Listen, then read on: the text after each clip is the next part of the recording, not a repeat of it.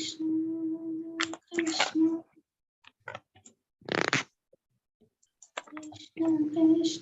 Hare Hare Hare Rama Rama Rama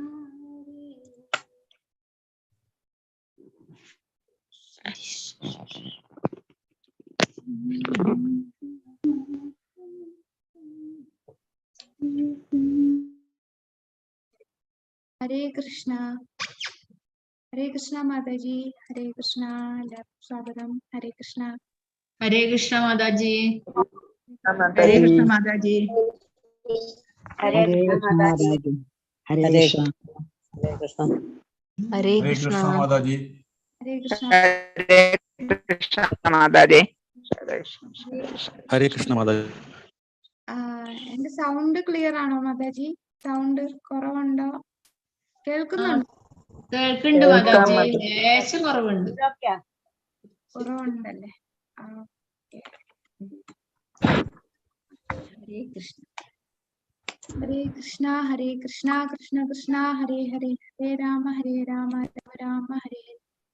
ഹരേ കൃഷ്ണ കൃഷ്ണ കൃഷ്ണ ഹരേ ഹരേ ഹരേ രാമ രാമ രാമ ഹരേ ഹരേ.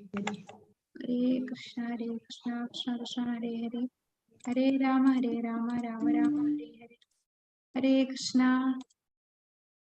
ഓം അജ്ഞാനതിമിരാന്ധസ്യ ജ്ഞാനാഞ്ജനശലാകയ ചക്ഷുരുന്മീലിതം യേന തസ്മൈ ശ്രീഗുരുവേ നമഃ. നമാം വിഷ്ണുപാദായ കൃഷ്ണപ്രേഷ്ഠായ ഭൂതലേ ശ്രീമതേ ഭക്തിവേദാന്ത സ്വാമിന്നിതി നാമിനേ. നമസ്തേ സരസ്വതേ ദേവേ ഗൗരവാണി പ്രചാരിണേ നിർവിശേഷ ശൂന്യവാദി പാശ്ചാത്യദേശതാരിണേ. ജയ ശ്രീ കൃഷ്ണ ചൈതന്യ പ്രഭു നിത്യാനന്ദ ശ്രീ അദ്വൈത ഗദാധര ശ്രീവാസാദി ഗൗരഭക്തവൃന്ദ. ഹരേ കൃഷ്ണ കൃഷ്ണ കൃഷ്ണ ഹരേ ഹരേ ഹരേ രാമ രാമ രാമ ഹരേ ഹരേ. ഹരേ കൃഷ്ണ. എല്ലാവർക്കും ഭക്തി സദാചാർ ക്ലാസ്സിലേക്ക് സ്വാഗതം. നമ്മള് ശ്രീല പ്രഭുപാദറിനെ കുറിച്ചായിരുന്നു അല്ലെ പഠിച്ചുകൊണ്ടിരുന്നത്. ഹരേ കൃഷ്ണ. എല്ലാവർക്കും ഓർമ്മയുണ്ടോ എന്താണ് നമ്മള് പ്രഭുപാദരുടെ കണ്ടത്? ആദ്യത്തെ ക്ലാസ്സില് അദ്ദേഹത്തിന്റെ ബാല്യകാലം കണ്ടു. ബാല്യകാലത്ത് അദ്ദേഹത്തിന്റെ പേരെന്തായിരുന്നു? ഹരേ കൃഷ്ണ. അൺമ്യൂട്ട് ചെയ്ത് പറഞ്ഞോളൂ. ചരന്റെ അദ്ദേഹത്തിന്റെ അച്ഛന്റെ പേര്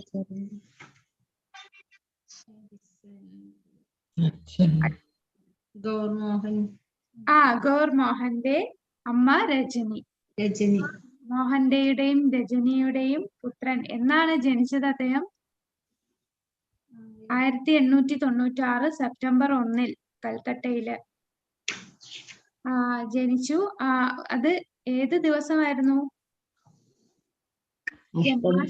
ജന്മാഷ്ടമിയുടെ പിറ്റേ ദിവസം, അതായത് നന്ദോത്സവത്തിന്റെ അന്നാണ് ശ്രീല പ്രഭുപാദര് നമ്മളെ ഈ ഭൂലോകത്ത് പിറന്നത്. പിന്നീട് അദ്ദേഹത്തിന്റെ ചെറുപ്പകാലത്തിന്റെ കാര്യങ്ങളെല്ലാം നമ്മൾ കണ്ടു. കുട്ടിക്കാലത്തെ വലിയ ഭക്തനായിരുന്നു അല്ലെ? ഈ പിക്ചറിൽ കാണിച്ചിരിക്കുന്നത് എന്താണെന്ന് പറയാമോ?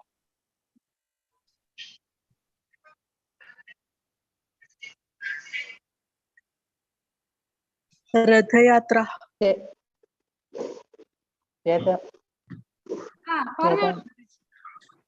രഥയാത്രയില് പങ്കെടുക്കല്ലേ? അതെ, കുട്ടിയായിരുന്നു. അപ്പൊ 5 വയസ്സുള്ളപ്പോഴേ ആദ്യമായിട്ട് രഥയാത്ര എനിക്ക് നടത്തണം എന്ന് പറഞ്ഞ് അങ്ങനെ എല്ലാരെയും വിളിച്ച് രഥം അച്ഛൻ സഹായിച്ചു. അച്ഛൻ ഇതെല്ലാം വാങ്ങിച്ച് മകന് വേണ്ടി രഥം എല്ലാം എങ്ങനെയാണോ ജഗന്നാഥ് പുരിയിലെ രഥമുള്ളത് അതേപോലെ ഒരെണ്ണം നിർമ്മിച്ചു കൊടുത്തു. അങ്ങനെ നല്ല രീതിയിൽ ക്ഷേത്രത്തിൽ ആഘോഷിക്കുന്ന അതേ രീതിയിൽ അയൽക്കാരെയും മറ്റുള്ളവരെയും എല്ലാരെയും വിളിച്ച് ആ രഥയാത്ര വളരെ ഭംഗിയായിട്ട് അഭയ് ചരൺ കുട്ടിയായിരുന്നു അഭയ് ചരൺ ചെയ്തു അല്ലെ? അത് തന്നെയാണ് അദ്ദേഹം അതിനുശേഷം അമേരിക്കയിൽ പോയിട്ടും എല്ലായിടത്തും ലോകമെമ്പാടും എല്ലാരും അതേ പാത രഥയാത്ര തന്നെ ഇപ്പൊ ചെയ്യുകയാണ്.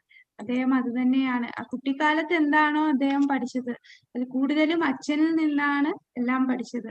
എന്നാൽ നമ്മൾ ഒരു കാര്യം പറഞ്ഞു, ഗുരുവിൽ നിന്ന് ഒരു കാര്യമാണ് പഠിച്ചത്. എന്താണ് ഗുരുവിൽ നിന്ന് പഠിച്ചത്? അച്ഛനിൽ നിന്നാണ് എങ്ങനെയാണ് ഡീറ്റി വർഷിപ്പ് ചെയ്യുന്നത്, ഭഗവാനോടുള്ള ഭക്തി, അതെല്ലാം പഠിച്ചു. എന്നാൽ ഗുരു, അച്ഛൻ പറയാത്ത ഒരു കാര്യം ഗുരു പറഞ്ഞിട്ടുണ്ട്. എന്തായിരുന്നു അത്? കൃഷ്ണാബോധം ലോകം പ്രചരിപ്പിക്കുക. പുസ്തകം കൃഷ്ണാബോധം പ്രിന്റ് ചെയ്യുക, ബുക്സ് പ്രിന്റ് ചെയ്യുക, ഇതിന്റെ പ്രീച്ച് ചെയ്യുക, മറ്റുള്ളവരിൽ പ്രീച്ച് ചെയ്യുക, ലോകമെമ്പാടും പ്രീച്ച് ചെയ്യുക. കൂടാതെ പുസ്തകം വിതരണം ചെയ്യുക, പുസ്തകം ഇറക്കുക. എപ്പോൾ പൈസ കിട്ടുന്നോ അപ്പൊ എല്ലാം പുസ്തകം, ഈ കൃഷ്ണാബോധത്തിനെ കുറിച്ചുള്ള പുസ്തകം അടിച്ചിറക്കുക. ഇതായിരുന്നു അദ്ദേഹത്തിന്റെ ഗുരുവിൽ നിന്ന് കിട്ടിയ ഏറ്റവും വിലമതിച്ച ഉപദേശം. അപ്പൊ നമുക്കിനി അദ്ദേഹം എവിടാ പഠിച്ചത്, കോളേജ് എവിടെയായിരുന്നു, ഇതെല്ലാം നമ്മൾ കണ്ടു അല്ലേ. അപ്പോ അഭയുടെ ജീവിതം മാറ്റിമറിച്ച ആ ഒരു വ്യക്തി, അതാണ് ആത്മീയ ഗുരു. അപ്പൊ എല്ലാവർക്കും, നമ്മളെല്ലാരും ജനിക്കുന്നത് ഒരു ബയോളജിക്കൽ ബർത്ത്, അതായത് ഒരു അമ്മയ്ക്കും അച്ഛനും ജനിക്കും. എല്ലാ മൃഗങ്ങളും പക്ഷികളും എല്ലാ മൃഗങ്ങൾക്കും ബയോളജിക്കൽ ഒരു ജന്മം കാണും. പക്ഷെ മനുഷ്യർക്കാണ് രണ്ടാം ജന്മം, ദ്വിജൻ എന്ന് പറയും. രണ്ടാം ജന്മം എന്ന് പറയുന്നത്, രണ്ടാമത്തെ ജന്മം നമുക്ക് ആധ്യാത്മിക ഗുരുവിൽ നിന്നാണ് ആ രണ്ടാം ജന്മം കിട്ടുന്നത്. ആധ്യാത്മിക ഗുരു അച്ഛനും വേദം അമ്മയും ആകുമ്പോഴാണ് നമുക്ക് ആ രണ്ടാം ജന്മം. ഈ രണ്ടാം ജന്മം എന്ന് പറയുമ്പോ നമ്മൾ ഇതുവരെ ചെയ്ത എല്ലാ പാപങ്ങളും കത്തിച്ചു കളയാണ് നമുക്ക് ദീക്ഷ തരുമ്പോ. അപ്പൊ അത്രയും ശക്തിയാണ് ആധ്യാത്മിക ഗുരുവിന്. അപ്പം ചിലര് വിചാരിക്കുമോ ആധ്യാത്മിക ഗുരുവിന്റെ കാര്യമുണ്ടോ, വേദങ്ങൾ മാത്രം പഠിച്ചാൽ പോരെ? അപ്പൊ നമുക്ക് ഒരിക്കലും ആ ഒരു ആധ്യാത്മിക ജന്മം വേദം മാത്രം പഠിച്ചത് കൊണ്ട് കിട്ടില്ല. നമുക്ക് ആ ശക്തി കിട്ടുന്നത് ആധ്യാത്മിക ഗുരുവിൽ കൂടി തന്നെയാണ്. ആധ്യാത്മിക ഗുരുവിന്റെയും വേദങ്ങളുടെയും, വേദവും കൂടി ചേർന്ന്, അച്ഛനും അമ്മയും, അച്ഛൻ എന്ന് പറയുന്ന ആധ്യാത്മിക ഗുരു, വേദം എന്ന് പറഞ്ഞാൽ അമ്മ, ഇവർ രണ്ടും ചേരുമ്പോഴാണ് നമുക്ക് ആധ്യാത്മികമായിട്ടൊരു ജന്മം കിട്ടുന്നത്. ആ രണ്ടാമത്തെ ജന്മം, അതിന്റെ പ്രത്യേകത എന്താണ്? ജനന മരണ ചക്രത്തിൽ നിന്ന് ഉള്ള രക്ഷപ്പെടലാണ് ആ ജന്മം കൊണ്ട് നമുക്ക് ലഭിക്കുന്നത്. ഈ ഭൗതിക ലോകത്ത്, ഈ ആധ്യാത്മിക ലോകത്തേക്ക് പോകാനുള്ള ഒരു വഴി തുറന്നു തരികയാണ് ആ ആധ്യാത്മിക ഗുരു. അപ്പൊ ശ്രീല പ്രഭുപാദർ ആദ്യമായിട്ട് ആധ്യാത്മിക ഗുരുവിനെ കാണുന്നത് തന്റെ ഒരു സുഹൃത്തായ നരേന്ദ്ര മുള്ളിക് സുഹൃത്ത്, അദ്ദേഹം മായാപൂരിൽ നിന്ന് ഒരു സാധുവിനെ വന്നിട്ടുണ്ട്, അദ്ദേഹത്തെ കാണാമെന്ന് അഭയോട് പറയും. അപ്പൊ നരേന്ദ്ര മുള്ളിക്ക് വന്ന് പറയുമ്പോൾ അഭയ്ക്ക് വലിയ താല്പര്യമില്ലായിരുന്നു. അപ്പൊ സാധു, ഞാൻ കുറെ സാധുവിനെ കണ്ടിട്ടുണ്ട്. കാരണം അച്ഛൻ എപ്പോഴും ഒരുപാട് സാധുക്കളെ വീട്ടിൽ വിളിച്ച് ഇങ്ങനെ ആചരിക്കുകയൊക്കെ ചെയ്യും. പക്ഷെ അവരിൽ നിന്നൊന്നും ആധ്യാത്മികമായിട്ടൊരു ഒരു മതിപ്പ് അഭയ്ക്ക് തോന്നിയില്ല. എല്ലാരും എന്തെങ്കിലുമൊക്കെ കാര്യത്തിന് വേണ്ടി വരുന്നു പോകുന്നു, അല്ലാതെ ഒരു ഗുരുവായിട്ട് കാണാനും അങ്ങനെ ഒരു സാധുവായിട്ട് ഒരു മതിപ്പ് അഭയ്ക്ക് തോന്നിയില്ല. അതുകൊണ്ട് തന്നെ ഇങ്ങനെ ഒരു സാധു മായാപൂരിൽ നിന്ന് വന്നിട്ടുണ്ട് എന്ന് നരേന്ദ്ര മുള്ളിക്ക് പറഞ്ഞപ്പോഴും അഭയ്ക്ക് ഒരു താല്പര്യമില്ല. എന്നാലും നരേന്ദ്ര മുള്ളിക്ക് നിർബന്ധിക്കും, നീ വന്ന് കണ്ടേ പറ്റൂ, ഇത് സാധാരണ പോലത്തെ വ്യക്തിയല്ല, ഞാൻ അദ്ദേഹത്തെ കണ്ടതാണ്, ഒരുപാട് ഇൻസ്പയർ ആയതാണ്, നീ ഒരു വട്ടം ഒന്ന് വന്ന് കണ്ടു നോക്കൂ, കണ്ടതിന് ശേഷം നമുക്ക് തീരുമാനിക്കാമല്ലോ. അങ്ങനെ നിർബന്ധിച്ച് വിളിച്ചുകൊണ്ട് പോവുകയാണ്. അപ്പൊ അഭയും നരേനും അവിടെ ആ ഗുരുവിനെ കാണാനായിട്ട് ചെല്ലുന്നു. ആ ഗുരുവിനെ കാണാനായിട്ട് ചെന്നപ്പോ ആദ്യം തന്നെ അദ്ദേഹത്തിന്റെ അടുത്തേക്ക് ചെന്ന്, ഇവർ രണ്ടുപേരും വൈഷ്ണവ കുടുംബത്തിൽ ജനിച്ചവരാണ്. അപ്പൊ വൈഷ്ണവ കുടുംബത്തിൽ ജനിച്ചത് കൊണ്ട് തന്നെ അവര് ബഹുമാനിക്കുന്നതും, സന്യാസിയെ കണ്ട ഉടൻ പ്രണാമമൊക്കെ അർപ്പിച്ചു. അങ്ങനെ ആ രണ്ട് യുവാക്കൾ എഴുന്നേറ്റ് ഇരിക്കാൻ തയ്യാറെടുക്കുമ്പോ സംഭാഷണത്തിന്റെ പ്രാഥമിക നടപടികൾ ആരംഭിക്കുന്നതിന് മുമ്പ് തന്നെ ഈ ഗുരു, ഈ സാധു ആരാണ്? ശ്രീല ഭക്തി സിദ്ധാന്ത സരസ്വതി താക്കൂർ. അദ്ദേഹം ഉടനെ തന്നെ അവരോട്, ആദ്യമായിട്ടാണ് അവരെ കാണുന്നത്, ഉടനെ തന്നെ ചോദിച്ചത്, നിങ്ങൾ വിദ്യാസമ്പന്നരായ ചെറുപ്പക്കാരാണ്. എന്തുകൊണ്ട് നിങ്ങൾ ലോകമെമ്പാടും ഭഗവാൻ ചൈതന്യ മഹാപ്രഭുവിന്റെ സന്ദേശം പ്രചരിപ്പിക്കാത്തത്? അപ്പൊ വിദ്യാസമ്പന്നരാണ് എന്ന് പറഞ്ഞ് നമ്മുടെ അഭയെയും ആ കൂട്ടുകാരനെയും കണ്ടപ്പോ നിങ്ങൾ വിദ്യാസമ്പന്നരായ യുവാക്കളാണല്ലോ, അതുകൊണ്ട് ഭഗവാൻ ചൈതന്യന്റെ സന്ദേശം നിങ്ങൾ ലോകമെമ്പാടും പ്രചരിപ്പിച്ചുകൂടെ? ആദ്യം കണ്ട നിമിഷം തന്നെ തങ്ങൾ ഒരു മതപ്രചാരകരാകണം എന്ന് ഈ സ്വാമിയുടെ നിർദ്ദേശത്തിൽ അഭയ്ക്ക് ഒരു അത്ഭുതം തോന്നി. കണ്ട നിമിഷം തന്നെ ഇങ്ങനെ പറയാൻ തോന്നിയോ? പിന്നീട് അഭയ് വിചാരിച്ചു, കാരണം അഭയ് ആ സമയത്ത് ഈ നമ്മുടെ ഗാന്ധിജിയുടെ കൂടെ ഇൻഡിപെൻഡൻസിന്റെ കാര്യങ്ങളൊക്കെ ചെയ്ത് സ്വാതന്ത്ര്യം കിട്ടാൻ കുറെ എല്ലാ ലോകം ഇന്ത്യ മൊത്തവും എല്ലാവരും സ്വാതന്ത്ര്യത്തിന്റെ പുറകെ നടക്കുവാണ്. അപ്പോ അഭയ് ചോദിക്കും, ഇപ്പൊ ഈ ചൈതന്യ മഹാപ്രഭുവിന്റെ ഈ ഉപദേശമൊക്കെ ആരാണ് കേൾക്കുക? കാരണം ഇപ്പൊ എല്ലാരും ഈ സ്വാതന്ത്ര്യ സമരത്തിന് വേണ്ടി പോയിക്കൊണ്ടിരിക്കുകയാണ്. അപ്പോ അഭയ് ഒരു ഖദർ വസ്ത്രമൊക്കെ ധരിക്കുള്ളായിരുന്നു. ഖദർ വേഷമൊക്കെ ഇട്ടിട്ടാണ് കാണാൻ പോയത്. അപ്പോഴാണ് പറഞ്ഞത്, ഇന്ത്യയുടെ ദേശീയതയുടെയും ഗാന്ധിജിയുടെ രാഷ്ട്ര ഉദ്ധാരണത്തിനായുള്ള ആഹ്വാനത്തോടുമുള്ള അനുഭാവത്തിന്റെയും ചിഹ്നമായിട്ട് ഖദർ വസ്ത്രം ധരിച്ചു ചെന്നതാണ്. അപ്പം ഇന്ത്യൻ ദേശീയതയുടെ ചേതന ഉൾക്കൊണ്ടുകൊണ്ട് അഭയ് ചോദിച്ചു, താങ്കളുടെ ചൈതന്യ മഹാപ്രഭുവിന്റെ സന്ദേശങ്ങൾ ചെവികൊള്ളാൻ ഇന്നിവിടെ ആരാണുള്ളത്? ഇന്ന് നമ്മുടേത് ഒരു ആശ്രിത രാജ്യമാണ്.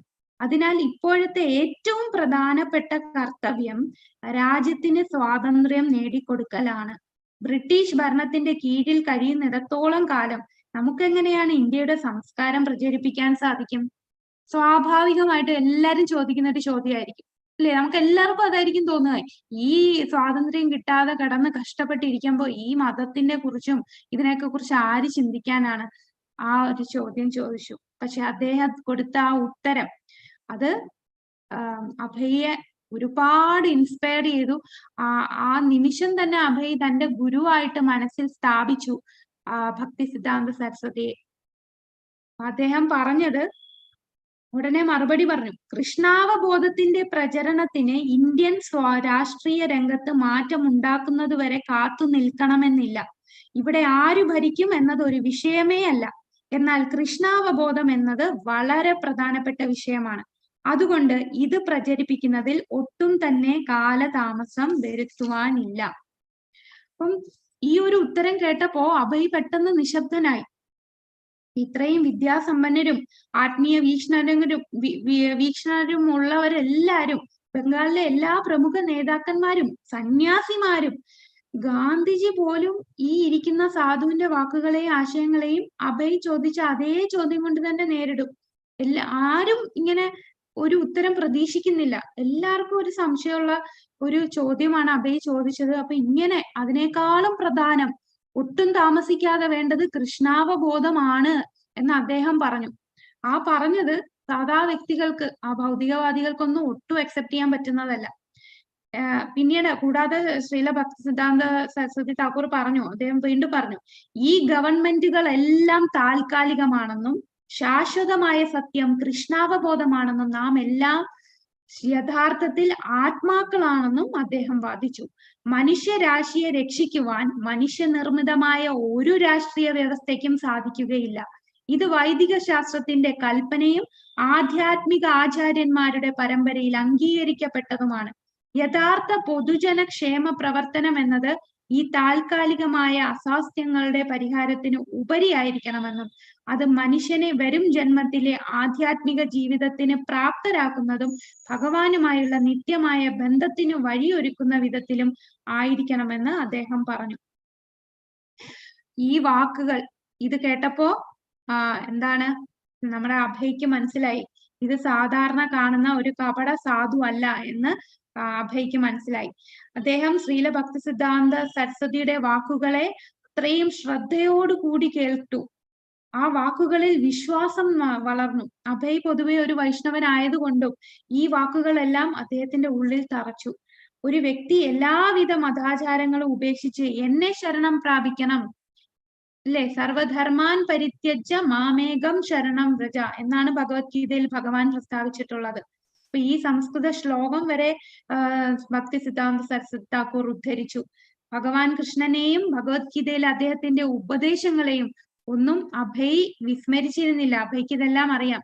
ആ ചൈതന്യ പ്രഭുവിന്റെ പ്രസ്ഥാനത്തെയാണ് ഇവിടെ ഭക്തി സിദ്ധാന്ത സരസ്വതി ആവേശപൂർവം കൈക്കൊണ്ടിരിക്കുന്നത്.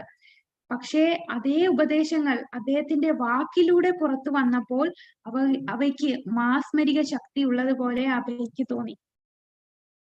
അദ്ദേഹം പറഞ്ഞ വാക്കുകൾ എത്ര സത്യമാണ്. ഇപ്പൊ രാഷ്ട്രീയം മാറി, നമുക്ക് ഇന്ത്യക്ക് സ്വാതന്ത്ര്യം കിട്ടി എന്ന് പറഞ്ഞ് നമുക്ക് എന്തെങ്കിലും സമാധാനമുണ്ടോ? സ്വാതന്ത്ര്യം കിട്ടിയതിന് ശേഷം തന്നെ മഹാത്മാഗാന്ധിക്ക് സ്വാതന്ത്ര്യത്തിന് മുമ്പ് പിന്നെയും കുഴപ്പമില്ലായിരുന്നു. സ്വാതന്ത്ര്യം കിട്ടിയതിന് ശേഷം എന്താ സംഭവിച്ചത്?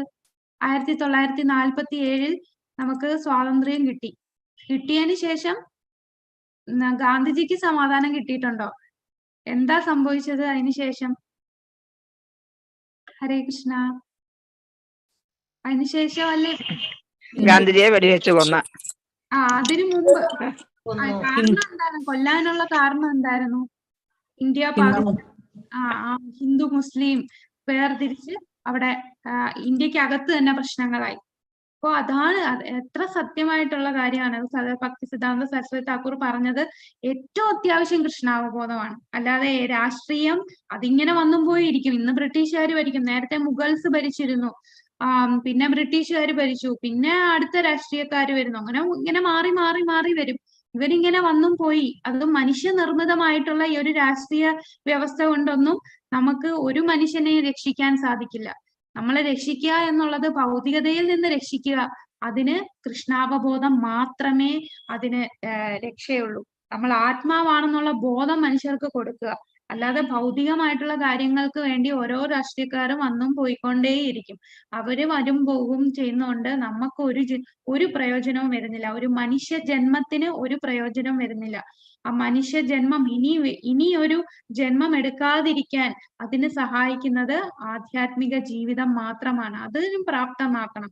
അതുകൊണ്ട് കൃഷ്ണാബോധം പ്രചരിപ്പിക്കണം. അപ്പൊ അത്രയും ബോൾഡായിട്ട് ഭക്തി സിദ്ധാന്ത സരസ്വതി താക്കൂറിന്റെ ആ വാക്കുകൾ അത് ശരിക്കും ആ മനസ്സിനെ തറച്ചു കയറി നമ്മുടെ അഭയുടെ. അപ്പം അത്ഭുതപ്പെട്ടുപോയി. ചൈതന്യ മഹാപ്രഭുവിന്റെ എന്താ ഈ സന്ദേശം ഏറ്റവും മികച്ച വ്യക്തിയുടെ കയ്യിൽ തന്നെയാണ് ഇരിക്കുന്നത് എന്ന് അഭയ്ക്ക് ബോധ്യമായി. അഭയ്ക്ക് ഭയങ്കര ഇംപ്രഷൻ ആയിപ്പോയി ഇദ്ദേഹത്തെ കണ്ടതില്. അങ്ങനെ മനസ്സുകൊണ്ട് അദ്ദേഹത്തിന്റെ ശിഷ്യനായി കഴിഞ്ഞു. അപ്പൊ അഭയ് ഇങ്ങനെ ചിന്തിച്ചു, ഞാൻ വിവാഹം കഴിക്കണ്ടായിരുന്നു, ഞാൻ അവിവാഹിതനായിരുന്നെങ്കിൽ എനിക്ക് ഇദ്ദേഹത്തിന്റെ കൂടെ ഇരുന്ന് കുറെ പ്രചരണം ഒക്കെ ചെയ്യായിരുന്നു എന്ന് വരെ ചിന്തിച്ചു പോയി. അങ്ങനെ സുഹൃത്ത് ചോദിക്കും, എന്താ കണ്ടിട്ട് ഇഷ്ടപ്പെട്ടോ?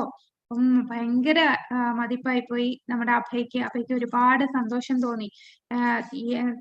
തന്റെ ഗുരുവിനെ കണ്ടുമുട്ടിയ ആ ഒരു പ്രതീതിയായിരുന്നു അഭയ്ക്ക്.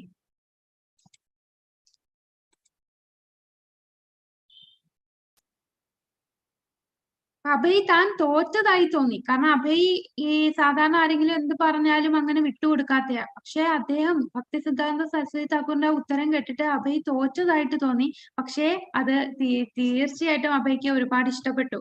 ഇതുവരെ പരാജയപ്പെട്ടിട്ടില്ലെന്ന് പെട്ടെന്ന് മനസ്സിലായി. എന്നാൽ ഈ തോൽവി നഷ്ടമായിരുന്നില്ല, അത് വലിയൊരു നേട്ടമായിരുന്നു. പ്രഭുപാദരി പറയും, ഞാനൊരു വൈഷ്ണവ കുടുംബത്തിൽ നിന്നുള്ള ആളായിരുന്നു. അതിനാൽ അദ്ദേഹം പ്രസംഗിക്കുന്നത് എനിക്ക് വിലമതിക്കാൻ കഴിഞ്ഞു. തീർച്ചയായും അദ്ദേഹം എല്ലാവരോടും സംസാരിക്കുമായിരുന്നു. പക്ഷേ എന്നിൽ എന്തോ കണ്ടെത്തി.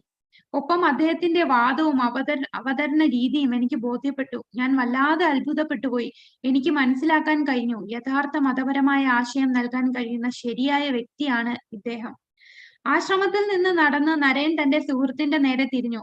അപ്പോൾ അഭയ്, നിങ്ങളുടെ ധാരണ എന്തായിരുന്നു? അദ്ദേഹത്തെ കുറിച്ച് നിങ്ങൾക്ക് എന്താണ് തോന്നുന്നത്? അത്ഭുതകരം തന്നെ, അഭയ് മറുപടി പറഞ്ഞു. ചൈതന്യ ഭഗവാന്റെ സന്ദേശം വളരെ വിദഗ്ധനായ ഒരു വ്യക്തിയുടെ കൈകളിലാണ്. ശ്രീ പ്രഭുപാദർ പറയാണ്, ഞാൻ അദ്ദേഹത്തെ എന്റെ ആത്മീയ ഗുരുവായി ഉടൻ സ്വീകരിച്ചു. ഔദ്യോഗികമായല്ല, എന്റെ ഹൃദയത്തിലാണ്. വളരെ നല്ല ഒരു സന്യാസിയെ കണ്ടുമുട്ടിയതായി ഞാൻ ചിന്തിച്ചു. 1930 ഗൗഡി വൈഷ്ണവരെ സേവിക്കണമെന്ന ആഗ്രഹം സഫലീകരിച്ച് ഗോർ മോഹൻ ഡേ അന്തരിച്ചു. അപ്പോ ഇവിടെ നമ്മള് ഈ ആധ്യാത്മികമായിട്ടുള്ള ജീവിതം അതാണ് പ്രധാനമെന്ന് പറഞ്ഞാൽ എത്ര പേർക്ക് മനസ്സിലാവും അല്ലെ? നമ്മൾ പലയിടത്തും പറഞ്ഞാൽ നമ്മളെ കളിയാക്കും, നിങ്ങൾക്ക് വേറെ പണിയില്ലേ എന്ന് ചോദിക്കുന്ന ആൾക്കാരാണ്. അത് ആൾക്കാർക്ക് അറിഞ്ഞുകൂടാത്തത് കൊണ്ടാണ്. നമ്മുടെ എന്താണ്, നമ്മൾ എത്ര സ്മാർട്ട് ആയാലും എത്ര ഇന്റലിജന്റ് ആയാലും നമ്മുടെ ജീവിതത്തിന്റെ ജീവിതത്തിലെ പ്രശ്നങ്ങളെ സോൾവ് ചെയ്യാൻ ആധ്യാത്മികമായിട്ടുള്ള പാതയിൽ പോയില്ലേ നമുക്ക് ഒരിക്കലും കഴിയില്ല. ഒരു കണക്ക് പ്രോബ്ലം ചെയ്യുമ്പോൾ ആദ്യത്തെ ഇക്വേഷൻ തന്നെ തെറ്റെഴുതിയിട്ട് പിന്നെ നമ്മൾ എത്ര എത്ര എത്ര എത്ര സോൾവ് ചെയ്താലും അവസാനം കിട്ടുന്ന ഉത്തരം തെറ്റ് തന്നെ ആയിരിക്കും. ആദ്യം തന്നെ തെറ്റി, പിന്നെ എങ്ങനെയാണ് അവസാനം ശരി ഉത്തരം കിട്ടുക? അതാണ് നമ്മളുടെ ആദ്യത്തെ തെറ്റ്. ഒന്ന്, നമ്മൾ ശരീരമാണെന്ന ബോധത്തിൽ ജീവിക്കുന്നതാണ്. എപ്പോഴാണോ ഒരു വ്യക്തി താൻ ശരീരമല്ല ആത്മാവാണ് എന്ന് മനസ്സിലാക്കി ആധ്യാത്മികതയിലേക്ക് പോകുന്നത്, അപ്പോൾ മാത്രമേ അദ്ദേഹത്തിന്റെ ജീവിതം തന്നെ കറക്റ്റ് ആവുകയുള്ളൂ.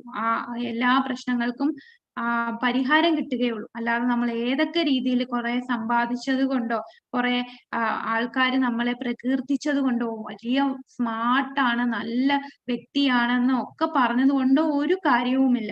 നമ്മുടെ എല്ലാ കണക്കുകൂട്ടലും തെറ്റും. സന്തോഷം കണ്ടെത്താനുള്ള കണക്കുകൂട്ടൽ അതെല്ലാം താൽക്കാലികമാണ്. നമ്മൾ ഏതൊക്കെ വലിയ വലിയ നമ്മളെ വലിയ സ്ഥാനത്തിരുത്തി ഒക്കെ വെച്ചാലും അതിലൊന്നും കാര്യമില്ല. കാരണം ഈ ഒരു ജന്മം നമ്മളെ എല്ലാരും പുകഴ്ത്തി നമുക്ക് വലിയ സ്ഥാനമൊക്കെ തന്നു. പക്ഷെ ഈ ജന്മം കഴിഞ്ഞിട്ട് ഈ ആത്മാവ് അടുത്ത ശരീരം എടുക്കുന്നത് ചിലപ്പോൾ നരകത്തിലായിരിക്കാം, അല്ലെങ്കിൽ വേറൊരു ഗ്രഹത്തിലായിരിക്കാം. അവിടെ നമുക്ക് ഈ സ്ഥാനമായിരിക്കില്ല അവിടെ കിട്ടുന്നത്. അങ്ങനെ ഈ ദുഃഖം ഇങ്ങനെ വന്നും പോയിക്കൊണ്ടേയിരിക്കും. അത് മനസ്സിലാക്കാതെയാണ് മനുഷ്യൻ ഇങ്ങനെ പോയിക്കൊണ്ടിരിക്കുന്നത്. ഒരു ട്രെയിനിൽ നമ്മൾ ഒരു ബോഗിയില് ഒരു സീറ്റ് പിടിച്ചു. ആ സീറ്റിൽ ഈ പോയിക്കൊണ്ടിരിക്കുന്ന മൂഢന്മാരായിട്ടുള്ളവരാണ് എല്ലാ പണവും ആ സീറ്റിന് വേണ്ടി ചെലവഴിച്ച് അത് മാത്രമാണ് ജീവിതം എന്ന് ചിന്തിക്കുന്നത്. സ്ഥലം എത്തുമ്പോൾ നമ്മൾ ഇറങ്ങിയേ പറ്റൂ. അതാണ് നമ്മൾ ഏത് ജന്മം എടുത്താലും ആധ്യാത്മിക പാതയിൽ പോയില്ല എന്നുണ്ടെങ്കിൽ നമ്മൾ അത് വെറുതെ വേസ്റ്റ് ചെയ്യാണ്. ഒരു ബീച്ചില് കുട്ടി പോയി കളിക്കുമ്പോ മൺകൊട്ടാരം കെട്ടുന്ന പോലാണ് നമ്മൾ ഈ ഒരു ലോകത്ത് ഇപ്പൊ കെട്ടിക്കൊണ്ടിരിക്കുന്നത്. കുറെ കഴിയുമ്പോ എന്താണ്, അച്ഛൻ വന്ന് വിളിച്ചുകൊണ്ട് പോകും, കടല് വന്ന് അതെല്ലാം എടുത്തോണ്ട് പോകും. ആ മൺകൊട്ടാരം എല്ലാം വെറുതെയാണ്. അതേപോലെയാണ് നമ്മൾ ആധ്യാത്മികമായിട്ട് മുന്നോട്ട് പോയില്ലെങ്കിൽ ആരൊക്കെ ഭരിച്ചാലും, എത്ര രാജാക്കന്മാര് ഭരിച്ചു, മുഗൾസ് ഭരിച്ചു, ബ്രിട്ടീഷ് ഭരിച്ചു, പക്ഷെ ഒരു രാമരാജ്യം അത് ദൈവം ഉണ്ടെങ്കിൽ, ആ ഭഗവാൻ ഉണ്ടെങ്കിൽ മാത്രമേ അത് വൈകുണ്ഠമാകത്തേ ഉള്ളൂ. കുണ്ഠിതങ്ങൾ ഇല്ലാത്ത ഒരു സ്ഥലം, വിഷമങ്ങൾ ഇല്ലാത്ത ഒരു സ്ഥലം വേണമെങ്കിൽ അവിടെ ഭഗവാൻ വേണം. ഭഗവാനെ മുൻനിർത്തിക്കൊണ്ട് ആ ഒരു ഭരണമാണ് എന്നുണ്ടെങ്കിൽ ഭഗവാൻ സംതൃപ്തനായാൽ ലോകമെമ്പാടും എല്ലാവരും സംതൃപ്തരാകും. ശരിക്കും ഒന്നും ഇല്ലാഞ്ഞിട്ടല്ല, നമുക്ക് എല്ലാം ഈ നമ്മൾ പറയും പോപ്പുലേഷൻ കൂടുന്നു, ഓവർ പോപ്പുലേഷൻ ആണ് ഇവിടെ നമുക്ക് ഉള്ള ആഹാര സാധനങ്ങൾ കിട്ടാത്തതിന് കാരണം. അതൊന്നുമല്ല. എന്താണ് നമ്മൾക്ക് ഈ സ്കേഴ്സിറ്റി, അതായത് എല്ലാം നമുക്ക് വേണ്ട സാധനങ്ങൾ കിട്ടുന്നില്ല. അതിനുള്ള റീസൺ എന്താണ്? മനുഷ്യരുടെ ആർത്തിയാണ്. അവനവൻ ആവശ്യമുള്ളതിലും കൂടുതൽ എടുക്കുന്നത് കൊണ്ടാണ് ചിലര് പട്ടിണി കിടക്കേണ്ടി വരുന്നത്. നമുക്ക് ആവശ്യമുള്ളത് മാത്രം എടുത്ത് അപ്പൊ പ്രകൃതി എല്ലാവർക്കും കൊടുക്കും. ഒരു ആനേനെ നോക്കൂ, ഒരു ആനയ്ക്ക് ഒരു ദിവസം 10 കിലോ അരി വേണം. ആ ആന ജീവിക്കുന്നുണ്ട്, ആരും കൊണ്ടുപോയി കൊടുക്കുകയല്ല. അത് അതിന് ആവശ്യമുള്ളത് അത് കണ്ടുപിടിച്ച് അത് ജീവിക്കുന്നുണ്ട്, എല്ലാ മൃഗങ്ങളും. പക്ഷെ മനുഷ്യന് മാത്രം ഒന്നും തികയുന്നില്ല, കാരണം മനുഷ്യൻ അത്ര ആർത്തിയാണ്. ഈ മനോഭാവം, എനിക്ക് എന്നുള്ള മനോഭാവം മാറിയാൽ മാത്രമേ നമ്മളെ ലോകത്ത് ആൾക്കാർക്ക് സന്തോഷം ലഭിക്കുകയുള്ളൂ. അല്ലാതെ നമ്മൾ എന്തൊക്കെ പിടിച്ചു കെട്ടി വെച്ചാലും അതെല്ലാം ഒരിക്കൽ നശിക്കുന്നതാണ്. ആ ആധ്യാത്മിക കൃഷ്ണാവബോധം അതാണ് ഏറ്റവും പ്രധാനം ഈ ലോകത്ത്. ഓരോ മനുഷ്യനും പ്രധാനപ്പെട്ടത് അത് പ്രചരിപ്പിക്കുക എന്നുള്ളതാണ്. അത് കൃത്യമായിട്ട് നമ്മുടെ ഭക്തി സിദ്ധാന്ത സരസ്വതി താക്കൂർ അഭയ്ക്ക് പറഞ്ഞു കൊടുത്തു. അങ്ങനെ അഭയ് അതിനുശേഷം കുറച്ച് നാൾ കഴിഞ്ഞിട്ടാണ് അഭയുടെ അച്ഛൻ മരിക്കുന്നത് 1930. പിന്നെ അഭയ് ഇത് കഴിഞ്ഞിട്ട് പ്രയാഗില് അലഹബാദ് പ്രയാഗിലോട്ട് പോകും. അവിടെ പോയിട്ട് അഭയ് തന്റെ ബിസിനസ് ഒക്കെ നടത്തും. അങ്ങനെ ബിസിനസ് നടത്തി ഒരു ഫാർമസിയാണ് നടത്തുന്നത്. അപ്പോൾ നല്ല രീതിയിൽ ബിസിനസ് പോയിക്കൊണ്ടിരുന്നു. അപ്പൊ ചിലർ പറയും അഭയ് ഏറ്റവും വലിയ ധനികനാകും, ബിസിനസ് നന്നായിട്ട് പോകുന്നുണ്ട്. അപ്പൊ ഈ ബിസിനസ് കാര്യങ്ങളും വീട്ടിലെ കാര്യങ്ങളും എല്ലാം ഉണ്ടെങ്കിൽ പോലും അഭയ് എപ്പോഴും ചിന്തിക്കും തന്റെ ഗുരുവിനെ എനിക്കൊന്ന് കാണാൻ പറ്റിയിരുന്നെങ്കിൽ. അന്നൊരു ദിവസം അദ്ദേഹം ജീവിച്ചിരുന്നപ്പോ ആകെ 12 തവണയൊക്കെ കണ്ടിട്ടുള്ളൂ. അപ്പം അദ്ദേഹത്തെ എപ്പോഴും കാണാൻ കിട്ടില്ല. എന്ന് എപ്പോഴും ആലോചിക്കും, എനിക്ക് ഗുരുവിനെ ഒന്ന് കാണാൻ പറ്റിയിരുന്നെങ്കിൽ, അദ്ദേഹത്തിന് എന്തെങ്കിലും സേവ ചെയ്യാൻ പറ്റിയിരുന്നെങ്കിൽ. അങ്ങനെ കുംഭമേള വന്നു. കുംഭമേള പ്രയാഗിൽ അലഹബാദിലാണ് കുംഭമേള വരുന്നത്. ഇപ്പോ ഗൗഡിയ മഠത്തില് ഭക്തി സിദ്ധാന്ത സരസ്വതി താക്കൂറിന്റെ മഠമാണ് ഗൗഡിയ മഠം. ആ മഠത്തില് കുറെ ഭക്തന്മാര് ഈ പ്രയാഗില് വരും. അപ്പൊ അവർക്ക് പ്രയാഗില് ഒരു ഗൗഡിയ മഠം സ്ഥാപിക്കാനായിരുന്നു വന്നത്. അവിടെയുള്ള ആൾക്കാരുടെ അടുത്ത് തിരക്കിയപ്പോഴാണ് അഭയ് ബാബുവിന്റെ അടുത്ത് ചെന്നാൽ മതി, അഭയ് ബാബു നിങ്ങളെ സഹായിക്കും. അപ്പൊ ഈ സന്യാസിമാര് അഭയിനെ തിരക്കി ചെന്നു. അഭയ് ബാബു ആ സന്യാസിമാരെ കണ്ട് വളരെ സന്തോഷിച്ചു. കാരണം തന്റെ ഗുരുവിന്റെ ശിഷ്യന്മാരാണ് ഇവരെല്ലാരും. അപ്പൊ അദ്ദേഹം എല്ലാ സഹായങ്ങളും ചെയ്തു, അവർക്ക് വേണ്ട എല്ലാ കാര്യങ്ങളും ചെയ്തു കൊടുക്കുമായിരുന്നു അഭയ് ബാബു. അപ്പൊ ഭക്തി സിദ്ധാന്ത സരസ്വതി താക്കൂറും 40-50 സന്യാസിമാരും പിന്നെ ആയിരക്കണക്കിന് ഭക്തന്മാരും എല്ലാരും വൃന്ദാവനത്തിൽ പരിക്രമത്തിന് പോകുമായിരുന്നു. അപ്പൊ വൃന്ദാവനത്തിൽ പരിക്രമത്തിന് പോകുമ്പോഴും അദ്ദേഹം അവിടെ എല്ലാം പ്രഭാഷണം നടത്തും. അപ്പൊ ആൾക്കാരൊക്കെ കേൾക്കാൻ ചെല്ലും. പക്ഷേ ഒരുപാട് ആ സമയത്ത് ഈ കാസ്റ്റിസം എന്ന് പറയുമ്പോ തന്റെ മതമാണ് ഏറ്റവും വലുത് എന്ന് ചിന്തിക്കുന്ന ആൾക്കാരായിരുന്നു. ബ്രാഹ്മിൻസ് മാത്രമേ ആധ്യാത്മിക കാര്യങ്ങൾ ചെയ്യാൻ പാടുള്ളൂ, ആധ്യാത്മികമായി ഉയരാൻ അവർക്കേ പറ്റൂ, വേദങ്ങൾ പഠിക്കുന്നത് ബ്രാഹ്മൺ കുലത്തിൽ ബ്രാഹ്മണനായിട്ട് ജനിച്ചവന് മാത്രമേ പറ്റൂ എന്നുള്ള ചിന്തിക്കുന്ന കുറെ ആൾക്കാരുണ്ടായിരുന്നു. അവർക്കൊക്കെ എതിർപ്പായിരുന്നു ഭക്തി സിദ്ധാന്ത സരസ്വതിയെ. അദ്ദേഹത്തിനെ കാണുമ്പോഴേ അവര് ഈ നമ്മുടെ ഗോസ്വാമിമാരുടെ ക്ഷേത്രം എല്ലാം ഡോർ അടയ്ക്കുമായിരുന്നു, കല്ലെറിയുമായിരുന്നു. അദ്ദേഹത്തിനെ കൊല്ലാൻ വരെ ശ്രമിച്ചിട്ടുണ്ട്. അപ്പൊ ഈ ബ്രാഹ്മണനായിട്ട് ജനിച്ചാൽ മാത്രമേ ഈ വേദങ്ങൾ പഠിക്കാവൂ എന്നുള്ള ചിന്താഗതി എന്ന് പറഞ്ഞാൽ ഒരു എഞ്ചിനീയറിന്റെ മകനെ എഞ്ചിനീയർ ആകാൻ സാധിക്കൂ, അല്ലെങ്കിൽ ഒരു വക്കീലിന്റെ മകൻ വക്കീലാകാൻ സാധിക്കൂ എന്ന ചിന്ത പോലെയാണ്. ഒരാളുടെ ഗുണം, അയാളുടെ കഴിവ്, പ്രവൃത്തി അതനുസരിച്ചാണ് നമ്മൾ ബ്രാഹ്മണാണോ വൈശ്യനാണോ ശൂദ്രനാണോ ക്ഷത്രിയനാണോ എന്നൊക്കെ തീരുമാനിക്കുന്നത്. അവന്റെ കർമ്മം വെച്ചിട്ടാണ്, അല്ലാതെ ജന്മം വെച്ചിട്ടല്ല. ഇത് നല്ല സ്ട്രോങ് ആയിട്ട് ഭക്തി സിദ്ധാന്ത സരസ്വതി താക്കൂർ നന്നായിട്ട് പ്രചരിപ്പിക്കുമായിരുന്നു. അപ്പൊ ഇതിൽ ദേഷ്യം വന്ന ഒരുപാട് ആൾക്കാരുണ്ട്. അദ്ദേഹം റെഫറൻസ് വെച്ച് പറയും, നാരദമുനി ആലോചിച്ച് നോക്കൂ, നാരദമുനി എങ്ങനെയാണ് ജനിച്ചത്? ഒരു ശൂദ്ര സ്ത്രീയുടെ മകനായിട്ട് ജനിച്ച നാരദമുനിയാണ്, അദ്ദേഹം ബ്രാഹ്മണനായിട്ടല്ല ജനിച്ചത്. ഇതെല്ലാം പറയുമെങ്കിലും ആൾക്കാർ ഭയങ്കര ബയാസ്ഡ് ആയിരുന്നു, അവർക്ക് ഇതൊന്നും അക്സെപ്റ്റ് ചെയ്യാൻ പറ്റാത്ത ആൾക്കാരായിരുന്നു. അങ്ങനെ അവർ ഒരുപാട് ഭക്തി സിദ്ധാന്ത സരസ്വതി താക്കൂർ വരുന്ന സ്ഥലങ്ങളിലെല്ലാം തടസ്സം വെക്കും. പക്ഷെ അദ്ദേഹം ഭയങ്കര ഒരു സിംഹ ഗുരുവായിരുന്നു ഭക്തി സിദ്ധാന്ത സരസ്വതി താക്കൂർ. ഇതിലൊന്നും അദ്ദേഹം ഭയപ്പെട്ടിട്ടില്ല. ഒരിക്കൽ പോലീസുകാര് തന്നെ പറയും, പോലീസുകാർക്ക് കൈക്കൂലി കൊടുക്കും, എന്നിട്ട് പറയും 10-20,000 രൂപ എന്തോ ആ കാലത്ത് 20,000 രൂപ കൈക്കൂലി കൊടുത്തിട്ട് പറയും, ഞങ്ങൾ ഭക്തി സിദ്ധാന്ത സരസ്വതിയെ കൊല്ലാൻ പോവുകയാണ്, നിങ്ങൾ ഇതിൽ ഇടപെടരുത് എന്ന് ചെന്ന് പറഞ്ഞ ആൾക്കാരുണ്ട്. അപ്പം ഈ പോലീസുകാര് തന്നെ പറയും, ഞങ്ങൾ കൈക്കൂലിയൊക്കെ വാങ്ങിക്കും, അത് ശരിയാണ്, പക്ഷെ ഒരു സാധുവിനെ കൊല്ലാൻ ഞങ്ങൾ കൂട്ടു നിൽക്കില്ല. അപ്പൊ ഇവര് തന്നെ, ഈ പോലീസുകാര് തന്നെ ഭക്തി സിദ്ധാന്ത സരസ്വതിയുടെ അടുത്ത് പറയും, ഇങ്ങനെ കൊല്ലാൻ ശ്രമിക്കുന്നുണ്ട്, അങ്ങ് സൂക്ഷിക്കണം എന്നൊക്കെ പറയുമായിരുന്നു. പക്ഷെ അദ്ദേഹത്തിന് അതിലൊന്നും ഒരു കൂസലും ഇല്ലായിരുന്നു. മരിക്കാനാണ് വിധിയെങ്കിൽ ഞാൻ മരിക്കട്ടെ, അദ്ദേഹം ഇതെല്ലാം ഭഗവാന്റെ നിയന്ത്രണത്തിനാണ് എല്ലാം. അത്ര ബോൾഡ് ആയിട്ടുള്ള ലയൺ ഗുരു. അദ്ദേഹത്തിന്റെ അടുത്ത് ആർക്കും പറഞ്ഞു പിടിച്ചു നിൽക്കാൻ പറ്റില്ല. അത്രയ്ക്കും നല്ല സ്ട്രോങ് ആയിട്ട് കാരണം അത്ര വലിയ പണ്ഡിതനായിരുന്നു ഭക്തി സിദ്ധാന്ത സരസ്വതി താക്കൂർ. അങ്ങനെ ഒരു ദിവസം അങ്ങനെ അദ്ദേഹം പരിക്രമത്തിന് കഴിഞ്ഞ് അവസാനം കോശി എന്ന സ്ഥലത്തെത്തും. അപ്പൊ കോശിയിൽ, അതാണ് ഇവിടെ ശ്രീല പ്രഭുപാദർ പറഞ്ഞു, ഞാൻ കോശിയിൽ വെച്ച് കണ്ടുമുട്ടി, നാളെ രാവിലെ ഭക്തി സിദ്ധാന്ത മധുരയിലേക്ക് പോവുകയാണെന്നും ഇന്ന് വൈകുന്നേരം ഹരികഥ സംസാരിക്കുമെന്നും കേശവ മഹാരാജാവ് അറിയിക്കുകയായിരുന്നു. താല്പര്യമുള്ളവർ ആർക്കും തുടരാം, അല്ലെങ്കിൽ അവർ ശേഷശായി വിഷ്ണുവിനെ കാണാൻ പോയേക്കാം. അപ്പൊ ആ ഒരു ദിവസം കൂടെ ഉള്ളൂ. പിറ്റേന്ന് അദ്ദേഹം മധുരയ്ക്ക് പോവുക. അപ്പം ഈ കേശവ രാജാവ്, കേശവ മഹാരാജ് കൂടെയുള്ള ഒരു സന്യാസി വര്യനാണ്. അദ്ദേഹം പറയും, ഇദ്ദേഹം ഹരികഥ പറയുന്നുണ്ട്, കേൾക്കാൻ താല്പര്യമുള്ളവർക്ക് കേൾക്കാം, അല്ലാത്തവർക്ക് ശേഷശായി വിഷ്ണുവിനെ കാണാനായിട്ട് പോകാമെന്ന് പറയും.